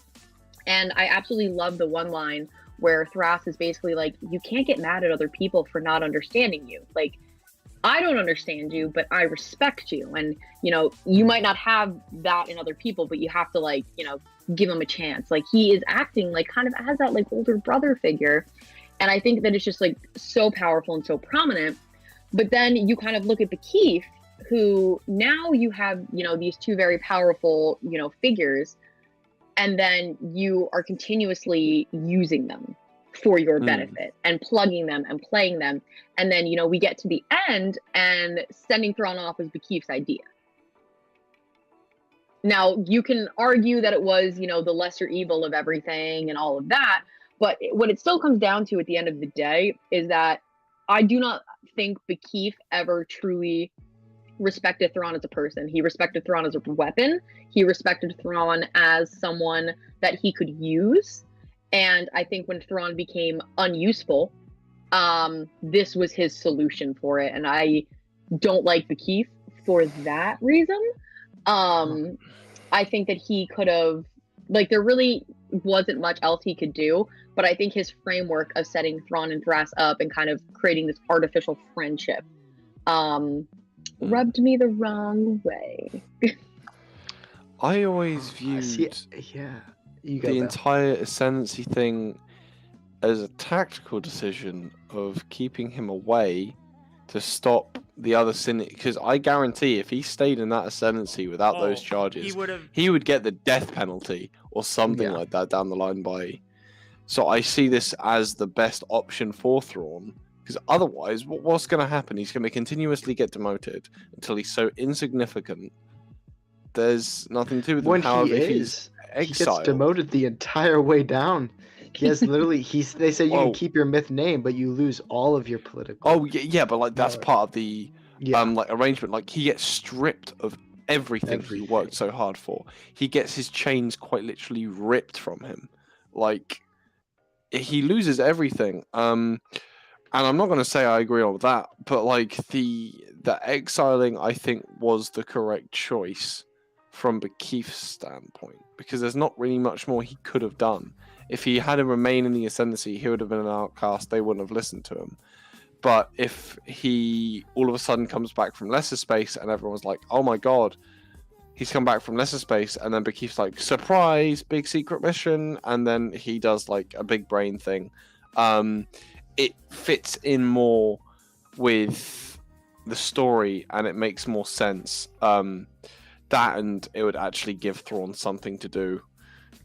Otherwise, he'd just be like behind. He'd be working at the Chiss equivalent of McDonald's, and nothing can change my mind about that. But I was I also guarantee Thurfian wouldn't rest until he saw him working in like some really like low-level job or something like that. But I was also gonna say on the Bekeith's level, going into the Memories chapter more specifically than just his exile, the whole like point to get Thras and Thrawn together at the end, not like in the beginning, because the beginning and the middle, like with Thras and like Thrawn with like the Myth family, is more of like these two work together, they naturally have this bond, let's keep them together type of thing. But like near when like Thrawn was almost about to leave to the Arizi family, Thras was the one that pulled him out of it, because he was like, hey, this isn't the correct move, you belong as a Myth. Because Thrawn was going to go join the Arizi family. They had more pull to him because they were like, we're going to make you a trial born, we're going to make you like this, and that, will treat you an actual like a person. And Thrax is like, what about us? Like, I'll make you more like us. Like, what do you value more? Because if you think about it, if it wasn't for Thrax, Thrawn would have not been a Myth. Yeah, 100%. 100%. And I think the other thing with Thras that is very important is his kind of character in Rebels. So obviously the Calicory, this is one of my favorite things. And like in this scene with Hera, and he's like holding it and he's like, oh, you lost like a sibling, like blah, blah, blah, blah, blah. And I just find it so like interesting to look at that scene now, knowing that Thrawn has lost 2 siblings at this point. And that he kind of is at this point where I don't even know if Thrawn has ever had empathy, but like he was still kind of unable to like empathize with her in that aspect, which I just thought was incredible. And also another Thras thing, I think I told both Carter and Hereth this after you read it, with the stick fighting. Oh yeah, you should also say that here as well. Wait, the what? Yeah. No, I didn't. Oh, you told me this, but you didn't tell Carter. So Okay. this is one of my favorite little bits. So the scene in Rebels where Thrawn is like stick fighting against the droids, and then he says like codename Rook, and Callus looks on. Now, yes, that is a call to the stick fighting he did with like Arlani and his training and all of that. But in the Memories chapter, where there was a robbery going on at the little cafe, I wanted to talk about the robbery. Yeah, at the little cafe, obviously, you know, as they're like sitting there, they're like, there's a diversion going on. Something's about to happen. If you look over there, like he is, you know, creating a scene so, you know, the other person can go around. You can and like see his head peeking up out of the tail. Yeah, from the till. And, you know, obviously, you know, Thrawn stops it and they go back to like their meal and like playing their Chiss version of like chess. With the Night Dragon. Tactics. Yeah. And Thras basically says like, you know, sometimes there's like drama to your strategy. Sometimes you have to add a performance to your strategy. And if you think about it, that's what that scene is. Thrawn was already intimidating. You know, you say Grand Admiral Thrawn to anyone in the Empire and they'd be like, yeah, that dude's a menace. That dude's a menace and he's terrifying. But he still had to add that drama in to that scene to be like, I know what I'm doing. And Alexander Callus, I know who you are. And that's such a Thras moment because Thrawn would have never been able to come up with that. Never. But Thras, 100%. Because Thrawn knew the entire time. To be honest here, because he was onto it. Yeah, he knew. Thrawn always knows. It's an annoying habit of his. Yeah. And then I do have to plug this because I told all three of you this, and again I made Vale read it. Oh yeah. So Flight. yes. So for those of you who don't know, I love Thrass.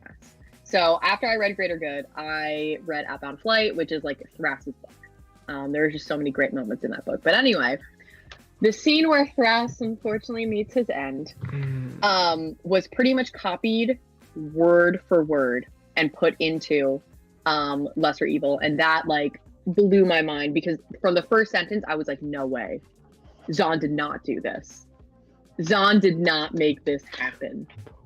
And it was word for word, and the only thing that was changed was the very last sentence, which was about you know, him wanting Thrawn to do more, but the whole thing of like, you know, I hope that humans and Chiss can work together one day. That's verbatim. I just thought it was what a move from Timothy Zahn. It was an Easter egg to the fans.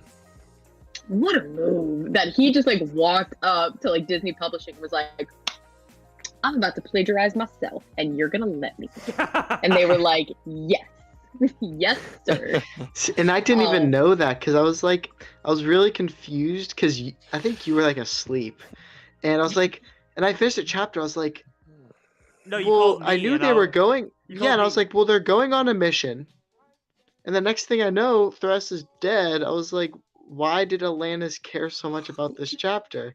And then Yeah. it was like, well, the whole mission is Outbound Flight, and I was like, oh, You'll know exactly what it's referring to if you've read Outbound Flight. which is Yeah. like, isn't Luke in Outbound Flight? No. So Outbound Flight is set in Clone Wars. So it follows Okay. Obi-Wan, Pre-Clone Wars, isn't Anakin. it? What? It's pre-Clone Wars, isn't it? It's like it's like more like, yeah, it's pre-Clone Wars. It's like like right around Attack of the Clones ish. It's like coming up on the horizon. Okay, and Thrass dies in that. The Yes. same. So can we? So like the reader can kind of apply that the mission happened the same way. Okay. And it kind of made Outbound, like, not that Outbound Flight is canon, but it kind of It's like same made era, that mission maybe a big canon. Same Yeah. vein if you watch the 2003 Clone Wars and how Siege of Mandalore references Shakti going to save the Chancellor. Similar level of like events may have Yeah. happened in this book, similarly in canon, but we haven't really yet canonized the story. Okay. Interesting. Yeah, because I was like, why did Alanis care so much about this chapter?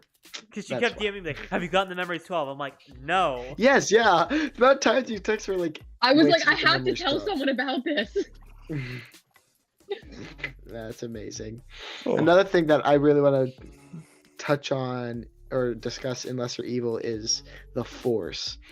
And this book is incredible with the Mages and somehow taking over Cheerie's body using the Force. In the words What? I sent to How does Alanis, that work? I literally said it in quotations. Mm. What kind of human of the body snatcher bullshit is this? That was the exact phrase I Yeah. sent Alanis.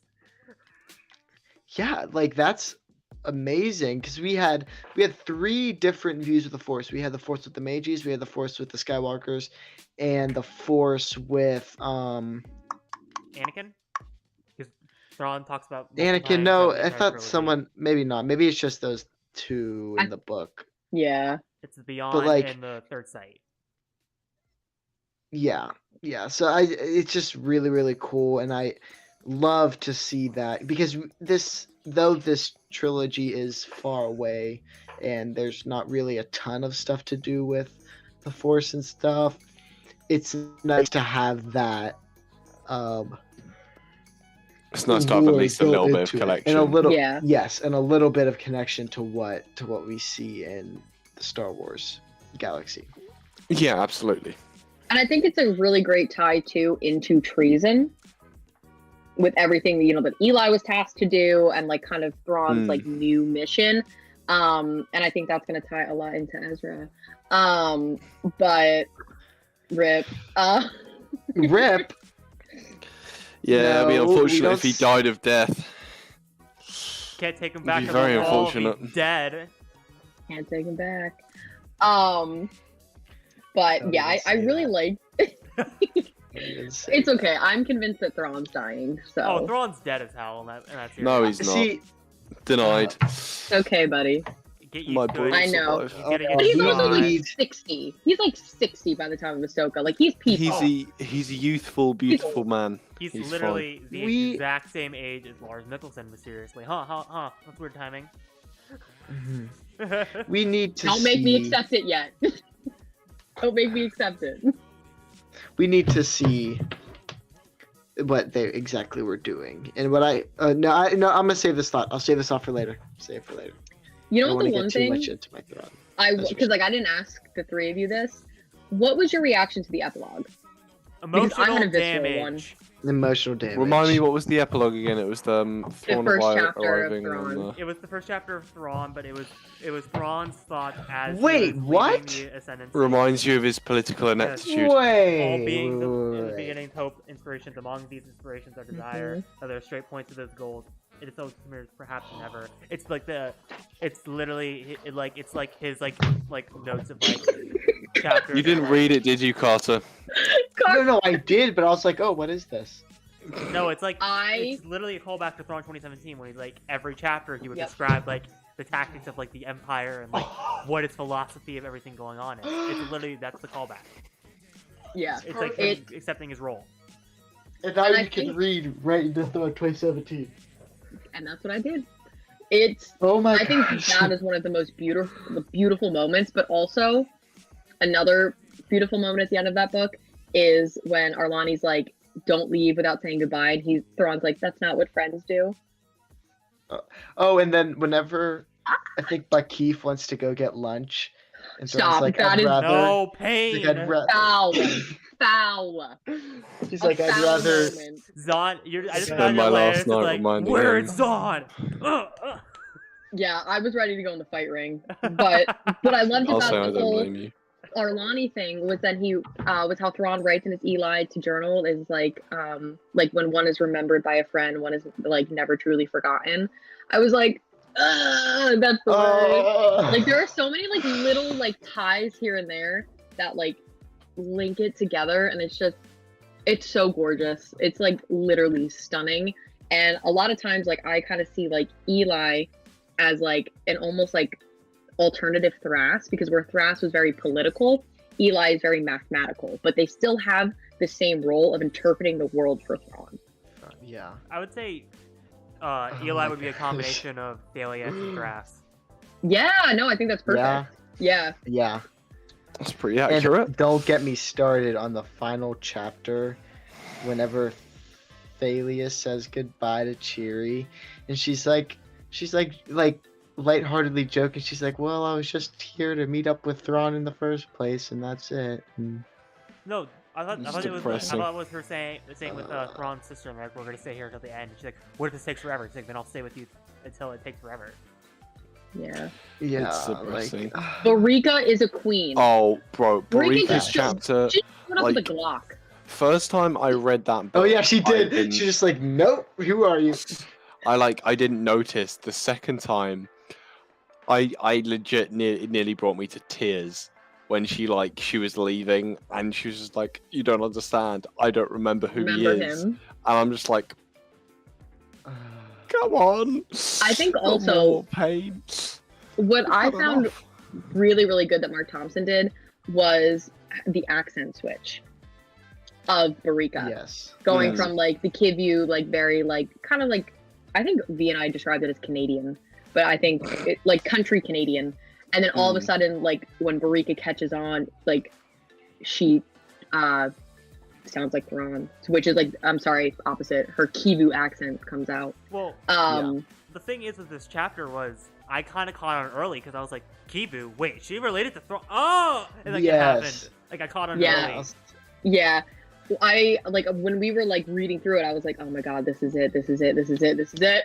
And then we like heard the accent switch, and I was like, I thought that was one of the coolest artistic choices, because like, yes, you can say, you know, that Thrawn's his sister, and it's still like a huge reveal, but that accent switch just added like another like layer to it to kind of show how she was hiding herself. I had a similar moment in Chaos Rising with Aralani because the entire book they call her Zienda. Zienda, like you're like, who the hell is this? Well, I figured Zienda was No, because like Aralani they keep Aralani's accent through all the chapters. I didn't pick up on it. I was like, why does she sound exactly like Aralani? And then the next sentence, Like, it is Aralani. It is Aralani.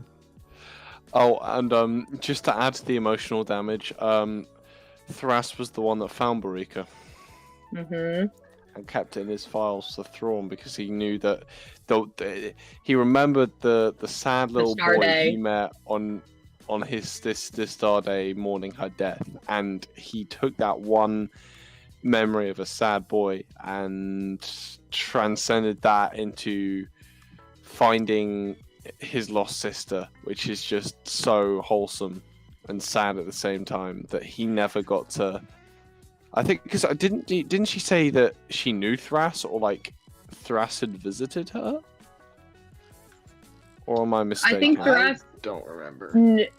No, so it was like Thras. She knew that Thras was like on her tail, but she didn't want to kind of like poke any more holes because she already, was trying to be in hiding and keep away what she was doing. But she knew Thras was like on her tail. Yeah, because you're the former Skywalker, and that whole scene of like the Skywalker's memories get wiped before they become Skywalkers. Which I wish they built on that more, because they noted a fact that every single time a new patriarch is elected, that they re-vote if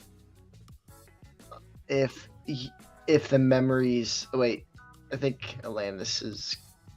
Your video's frozen, Alanis.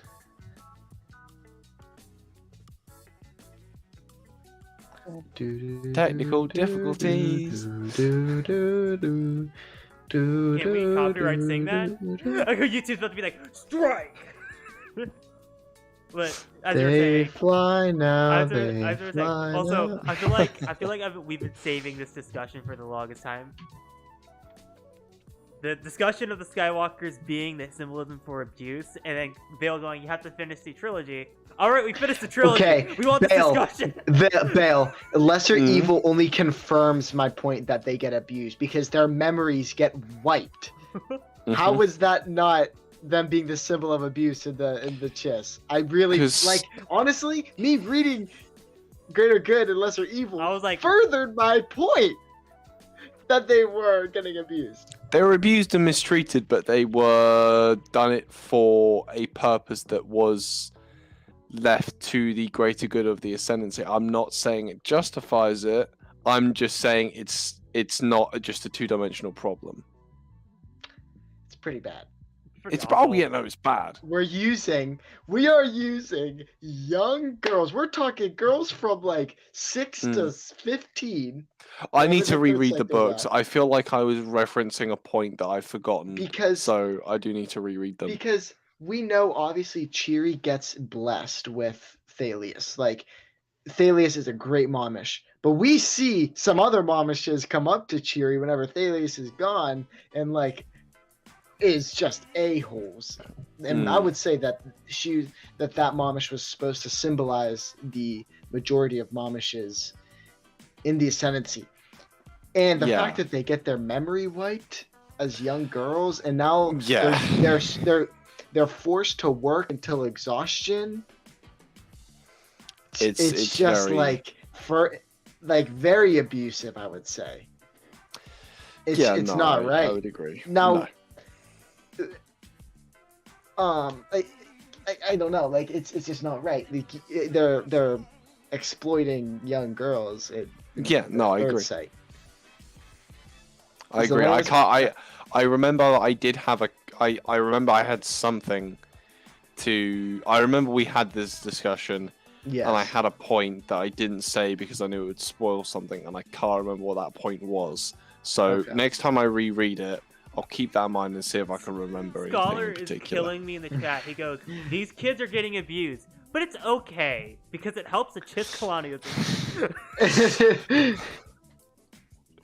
Oh dear. You can't really escape that one, Bale. No, I can't. Also, I want more. Fading in for you. Is it just, Yeah, it's just me at the lowest she's- bar. let's see. Yeah, it's problematic. Everyone is frozen. Oh, maybe try restarting again. Just leave the call and join back if you can hear us. Hmm. I mean, I'll text Try that. that. But I think the next thing I did want to talk about is Thrawn's exile, how he was exiled, like that I thought you were entire sequence. can we talk about the final battle? That's Well, I really want to Yeah, get sure. Alanis in here for these because I know how much she Yes. wants to talk about. but the Yeah, the final battle, in my opinion, is the Wait. best.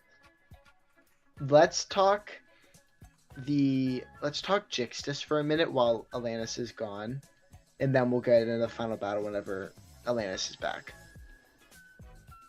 Just because because I know she's been wanting to talk about Lesser Evil. Okay. Okay.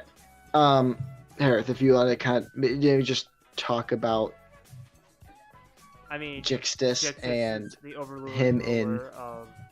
Hey, Luke, get the fuck out of here! yeah, Luke, like, you Luke, don't you want to don't be even here, know man. the final battle. Read the book. Wait, did Read Luke finish it?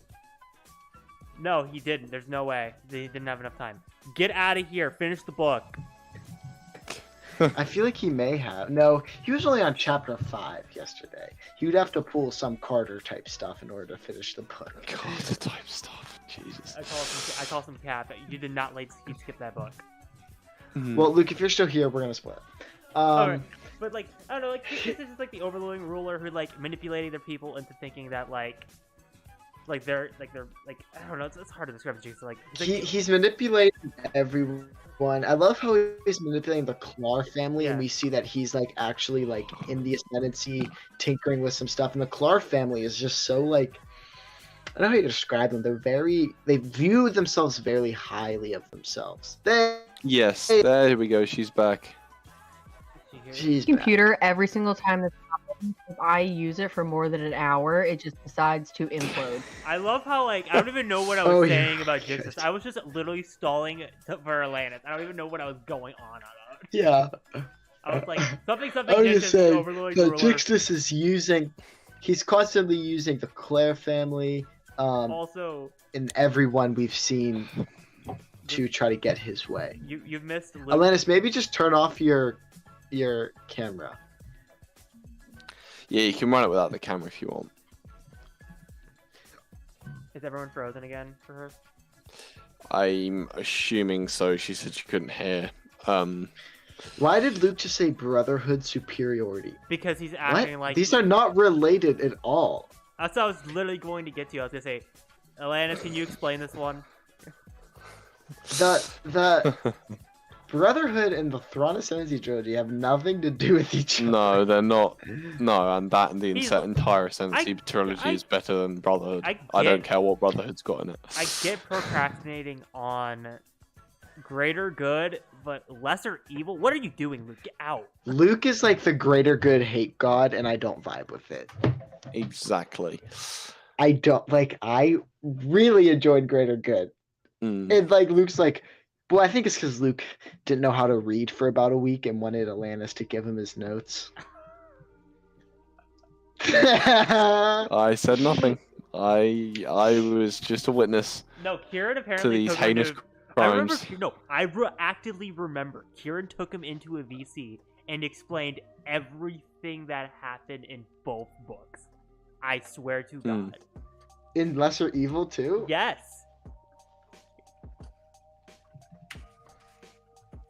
Because he's like, I don't want to read it. I couldn't do that. I couldn't. I love how this podcast, while Atlantis is gone, we're just like, The roasting We're- of we're- Luke. we're roasting Luke, which is kind of how it always is. It always turns back around. So to to me. our listeners who have no clue what's going on, Luke said, I'm going to read the Ascendancy trilogy. He then got through Chaos Rising, read a little bit of Greater Good, and was like, hey, Atlantis, can you send me your book notes? No, I think he was exactly halfway. Literally, he was like only had like 3 hours left in the audiobook or something crazy. Yeah. Okay. Well, since Alanis is still gone, let's get into the final battle because Bale, it's super late for Bale, and Yeah. we don't want to keep him up too much longer. So, Bale, let's just get your thoughts on the final battle because I feel like that is the best, made the best Thrawn moment, Peak It Thrawn. was- and it's so well done. It was amazing. The dialogue going from begging to help and then all of a sudden just going, well, I will not accept anything except your unconditional Defeat. surrender. And then just absolutely annihilating him was fantastic. Hello, Alanis. Are you on your phone? Hello. Yes. My computer it sparked at me, so I don't know what's going on. We're just vibing. Oh, Okay. good We're lord. talking about Right, the final okay. battle. We tried to just started save talking it. about the final battle. We literally no Mm. joke, Lance. We literally had like a 5-minute span where we just started roasting the hell out of Luke because he just said brotherhood superiority in the chat and literally joined halfway through. So we're all like, and we Luke, said finish the book. this has nothing to do with brotherhood. Not Rip. one bit. So, Bale, keep going. Yeah, but like the flip from almost just getting him to talk to all of a sudden start, I will accept nothing except your unconditional surrender, and then just basically knocking Jixtus to his knees, and then taking him out was just creme de la creme of action in the Ascendancy books. It was amazing. I loved it. It was so good. And I love, and this was another little hint we got in the audiobook, was Thrawn's communicator to Jixtus was really staticky to show that the ship was broken down. If you listen to Thrawn's dialogue there, it's like it sounds like an old radio almost. Yeah. Because that Thrawn ship is supposed to be broken down. He which I tries just to thought make was it a super convincing. neat- Yes, which I thought is like a It's- super neat It's little fantastic. tidbit in the audiobook. Mm. That moment is like just peak, man. All the ships are shut down, and then they just all get fired up. And right whenever I was reading it, I think I texted Hereth and I go, "There's no way that these ships are actually broken down." I was like, "There's no way," because once Alanis went to sleep, I was like, "I guess I gotta text someone about this." No, You were one- literally snapping me at like 2 in the morning. I'm like, Eric, I have to teach. I'm like, Carter, I have to teach in the morning. I had to teach you Like like my 4 phone is like hours. going off. And I was like, so then I was like, Hereth, there's no way that these ships are broken down. Hereth opens the snap, doesn't reply. I'm like, that's definitely what it is. And then I keep reading. I'm like, yes, Thrawn, you're a beast. No, I was in the middle of like talking to someone, and I was like, "Yeah, that's right," but I don't want to confirm it or deny it, so I'm just gonna like close it. And yeah, just how he destroys Jixtus. Such a So great Thrawn completely, moment. it's phenomenal. No, that whole Mhm. speech of like, "Is this all your ships?" Yes. Is this? What are the name of all the commanders? This is that. Are you ready to submit surrender? You're like, what? Just like the whole. It's just spiel. classic Thrawn. Yes. I love it. I just love- Alanis. Oh, sorry. Oh no, you go, Alanis. I just wanted to get Alanis in because she kept disconnecting. Yeah, wait, I'm not sure what you're seeing. I can hear and see everything for once. Okay, you're good. We're Okay. just talking Yeah, we can about see. the Yeah, we're good. thoughts on the final battle. I think the final battle is probably one of Zahn's strongest writing points because I think there was so much happening at once, and the way he described it, I think, was probably one of the most easily breakdownable, battles. And I think that I think was insane. And I mean, obviously, that final battle is what was the nail in his coffin, in Thrawn's journey within the Chiss Ascendancy. But I think it really highlighted not only the Chiss's point of view of things, but also Thrawn's point of view. And I think it was one of the first times that like the rest of the Chiss Ascendancy, at least some of them were like, maybe he could be right. Maybe, quite possibly. But I think the overwhelming majority kind of saw this as, Thrawn's last stand. I think it was like, the joke was, Samacro, I think, actually said that. It was like, all right, you guys ready for Thrawn's last stand? And everyone was like, please don't joke about that. This isn't funny. And I thought that was like really, really awesome. But I think that final battle was probably my favorite out of all of the Thrawn trilogy battles. Is probably that one. I love the I agree. moment That when- and the Oh, sorry. treason battle. No, I Sorry. would say my favorite That's moment what I of was the saying. final battle, as well, besides Thrawn with the "Are you ready to surrender?" is the alien, like the other alien showing up and like helping him, and the Jix is being like, "What Mhm. the hell? The Ascendancy are clearly the problem here." And he goes, "Today you are the lesser evil." I was like, Yes. "Damn." I was like, I literally made a CinemaSins joke to Landis. I was like, "Roll credits." Yep. I'm glad you mentioned the aliens because that actually reminds me of one of the cool things I noticed in at the end of the Ascendancy books. So at the end of his time in the Ascendancy, he loses everything. He gets his military honors ripped from him. He gets he essentially gets exiled from his own family. He loses everything within the Expansionary Defense Fleet. He loses his identity, essentially. But before he leaves, he gets given that ring from what's the name of the guy? Is it The Mages. Wingali? No, it's Or the Yeah. Wingali. Wingali. Wingali of the Chimera. And he must keep it because he embraces that and wears that openly on his Star Destroyer. Like, that's the one remaining tie he has left to his home, and he wears it openly. There's something about that that's just depressing, but I love it. I always saw it as like fantastic. a reminder of what he was doing all of this for. That like not like just that as well. Yeah, but also like not just the Chiss Ascendancy, but everyone that he can help by defeating the Grisk, which Yes. is kind of his entire shtick.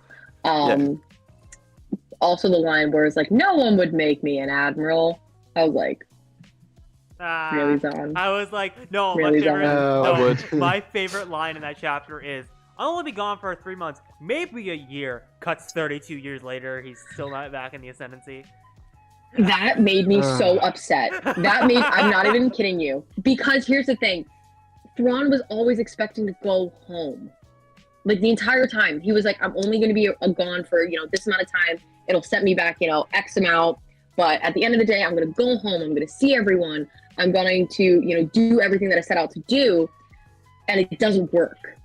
And that whole thing with like the warrior's path, It and makes all of me that. hate the Empire so much more. Yeah, it just adds to the long list of things or reasons why to hate the Empire, which is ever growing, of course. Yeah. Which, this could be a good way into our predictions, which we'll go to Atlantis first. What do you think we're going to be getting of Thrawn in the next 5, whatever, but the rest of what do you think is going to happen in the rest of Thrawn's story, and what all do you think we're going to get? So the one thing I have to remember is that it is Ahsoka's show, not Thrawn's. Yes. And that is something that I'm going to struggle with the entire time, because I know me as a human being. But I think as far as Thrawn, he is obviously already set up to be a villain. He's working with Morgan Elsbeth. Like, he is already, back at it. You're going to remember a blue, Chiss Grand Admiral. He's already, established himself as the quote-unquote villain. I think what is going to happen is him and Ezra at some point, I believe, will have worked together, but almost like a Night Swan Thrawn type of deal, where it was just mutually beneficial. I don't think that they're going to be like besties or anything that like the memes say. I think that it's going to be, getting from one place to another. And I think Thrawn is going to be very, very interested in Ezra's use of the Force. Because that's the only way he can go home. Now, I don't necessarily believe that Thrawn wants to go home. I think it is more of if he can tap into how the Jedi do it, then he can take that home and, work it out with the Skywalkers. Because that, was Eli's prerogative. You think Thrawn is going to try to use Ezra's Force abilities to tap into his quote-unquote third sight and to guide him through the chaos of hyperspace? Yes. And I think because if he can figure out how Ezra can do it, then he can go along and bring that back to the Ascendancy and say, okay, we have, you know, the Skywalkers, this is how they do it in lesser space, and look at all the things that they can do, and they have this, you know, they have lightsabers, they have this and that. We can use that and utilize that and beat the Grisk. I've seen, you know, these Jedi at work and what they can do. This little freak Muppet kid called a whale. He's like, I knew another one named Anakin Skywalker, and he's gonna give the whole spiel.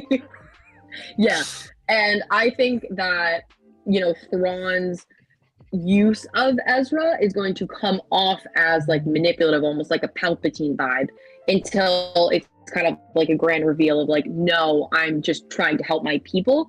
And my hope is, you know, the final, whether it be, you know, the final season of Ahsoka or, you know, the final first season, and that's Thrawn is just the bad guy there. I think we're going to see them kind of team up, and I think what's going to happen is Thrawn is going to sacrifice himself in a way that benefits both Ezra, Ahsoka, Sabine, whoever they're with, as well as the Chiss Ascendancy. Do I think Arlani's going to be in it? I could see it. She's probably the most likely cameo. As much as I would love to see my boy Eli, I don't know if they're going to put Eli in. Ronan has a 0% chance of showing up. I will say this right now. Ronan has a 0% chance. Don't even throw that chance out. Oh, who thinks Ronan's gonna be in it? Ronan's a piece of crap. He doesn't If deserve I to be see in it. Ronan, it is on site. You see the little white cape, Oh, it's the on black site. uniform of the Chiss Ascendancy? If Ronan shows up in Ahsoka before Eli and any type of Agent Callus crumbs, I am personally writing a cease and desist letter to Disney. Done. Jesus. Done. Yeah. But yeah, I'm convinced that Thrawn's gonna die. I think it's gonna be a lot of connections with Ezra with the Force. But I also think that Thrawn is going to kind of take a back seat. I can kind of see him taking almost like a Moff Gideon role, like in Mando, where he has like maybe one or two really cool scenes, and that's it. Yeah, I really hope that we get, and I know Zahn's, he's like outright said that he's proposed this book, is apparently Zahn has the story. He knows what he wants to do. So my dream right now would be we get the Zahn book as like as we're getting like Brotherhood right now. Like we're getting Brotherhood in preparation for Obi-Wan. We got the comic on the May the 4th. And my dream is that we get the Ezra Ahsoka book leading into, or the Ezra, Thrawn. not Ezra, sorry, Thrawn Ezra book. Thrawn book leading into Ahsoka, so that we can already prepare ourselves if we don't get enough of them. Because obviously you guys are big Thrawn fans. I'm coming from the other end with Ezra. I want it to be an Ezra Thrawn show, but obviously it's not. But if we get that book beforehand, and then I can know the precedents that book has kind of set for them and what they've already done, because I don't want to like wonder if they went to the Ascendancy. I don't want to wonder if like what they're doing. So if we could get that book before Ahsoka, and then once Ahsoka happens, I think it would leave a lot of people more satisfied. But Yeah. honestly, out of all of the books, like I'm more interested in what Zahn pitched with Arlani and Eli Yeah. Vanto against the First Order. Like Well, he wanted Eli to kill Snoke. I was like, that I want to see. Interesting.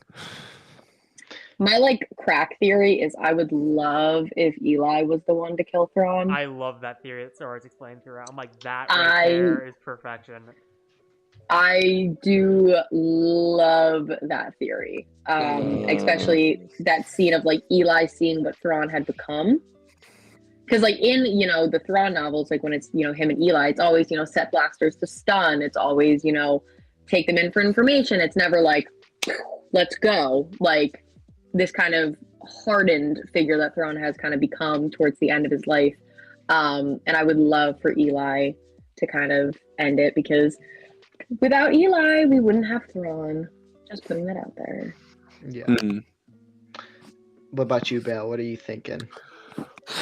I had some long like story. I think it was more or less. I think Thrawn is going to escape the grasps of Ahsoka and everyone. They're going to get Ezra back at the end of that season. and they're gonna then have a series of books that Zahn's gonna do. This is what I'm hopeful for. Zahn's then gonna do books or a singular book about Thrawn and the Chiss Expansionary Defense Fleet dealing with the rising threat of the First Order in the Unknown Regions, Yes. and then I reckon Palpatine will come out to deal with Thrawn personally, and or like not necessarily personally, but send like some form of indication like it's him, like Ochi Bastoon or somebody personal. like Ochi of Bastoon, something like that, to go, look, you're dead, and it's by the Emperor's hand for disobeying him, like, and then just have the entirety of the Chiss Expansionary Defense Fleet crushed by the First Order, and then like have that. That's my ideal scenario, because we know they're both in the Unknown Regions. There's no way With the First political Order are growing hierarchy in the with in- the Chiss. There's no way. The there's no way that the First Order is going to grow in the Unknown Regions and not be aware of the Chiss and not see them as a threat. When the That Chiss is not true. being aware of them, because the Chiss will know everything that's going on. It seems like In the chaos is only The a section chaos. of the Unknown Regions, to my knowledge. that is true. And I don't exactly imagine that they know the way to Exegol. However, the First Order have been scouting the Unknown Regions. There's a difference. They've been exploring different areas outside of the chaos, and the Emperor knows of the Chiss Expansionary Defense Fleet.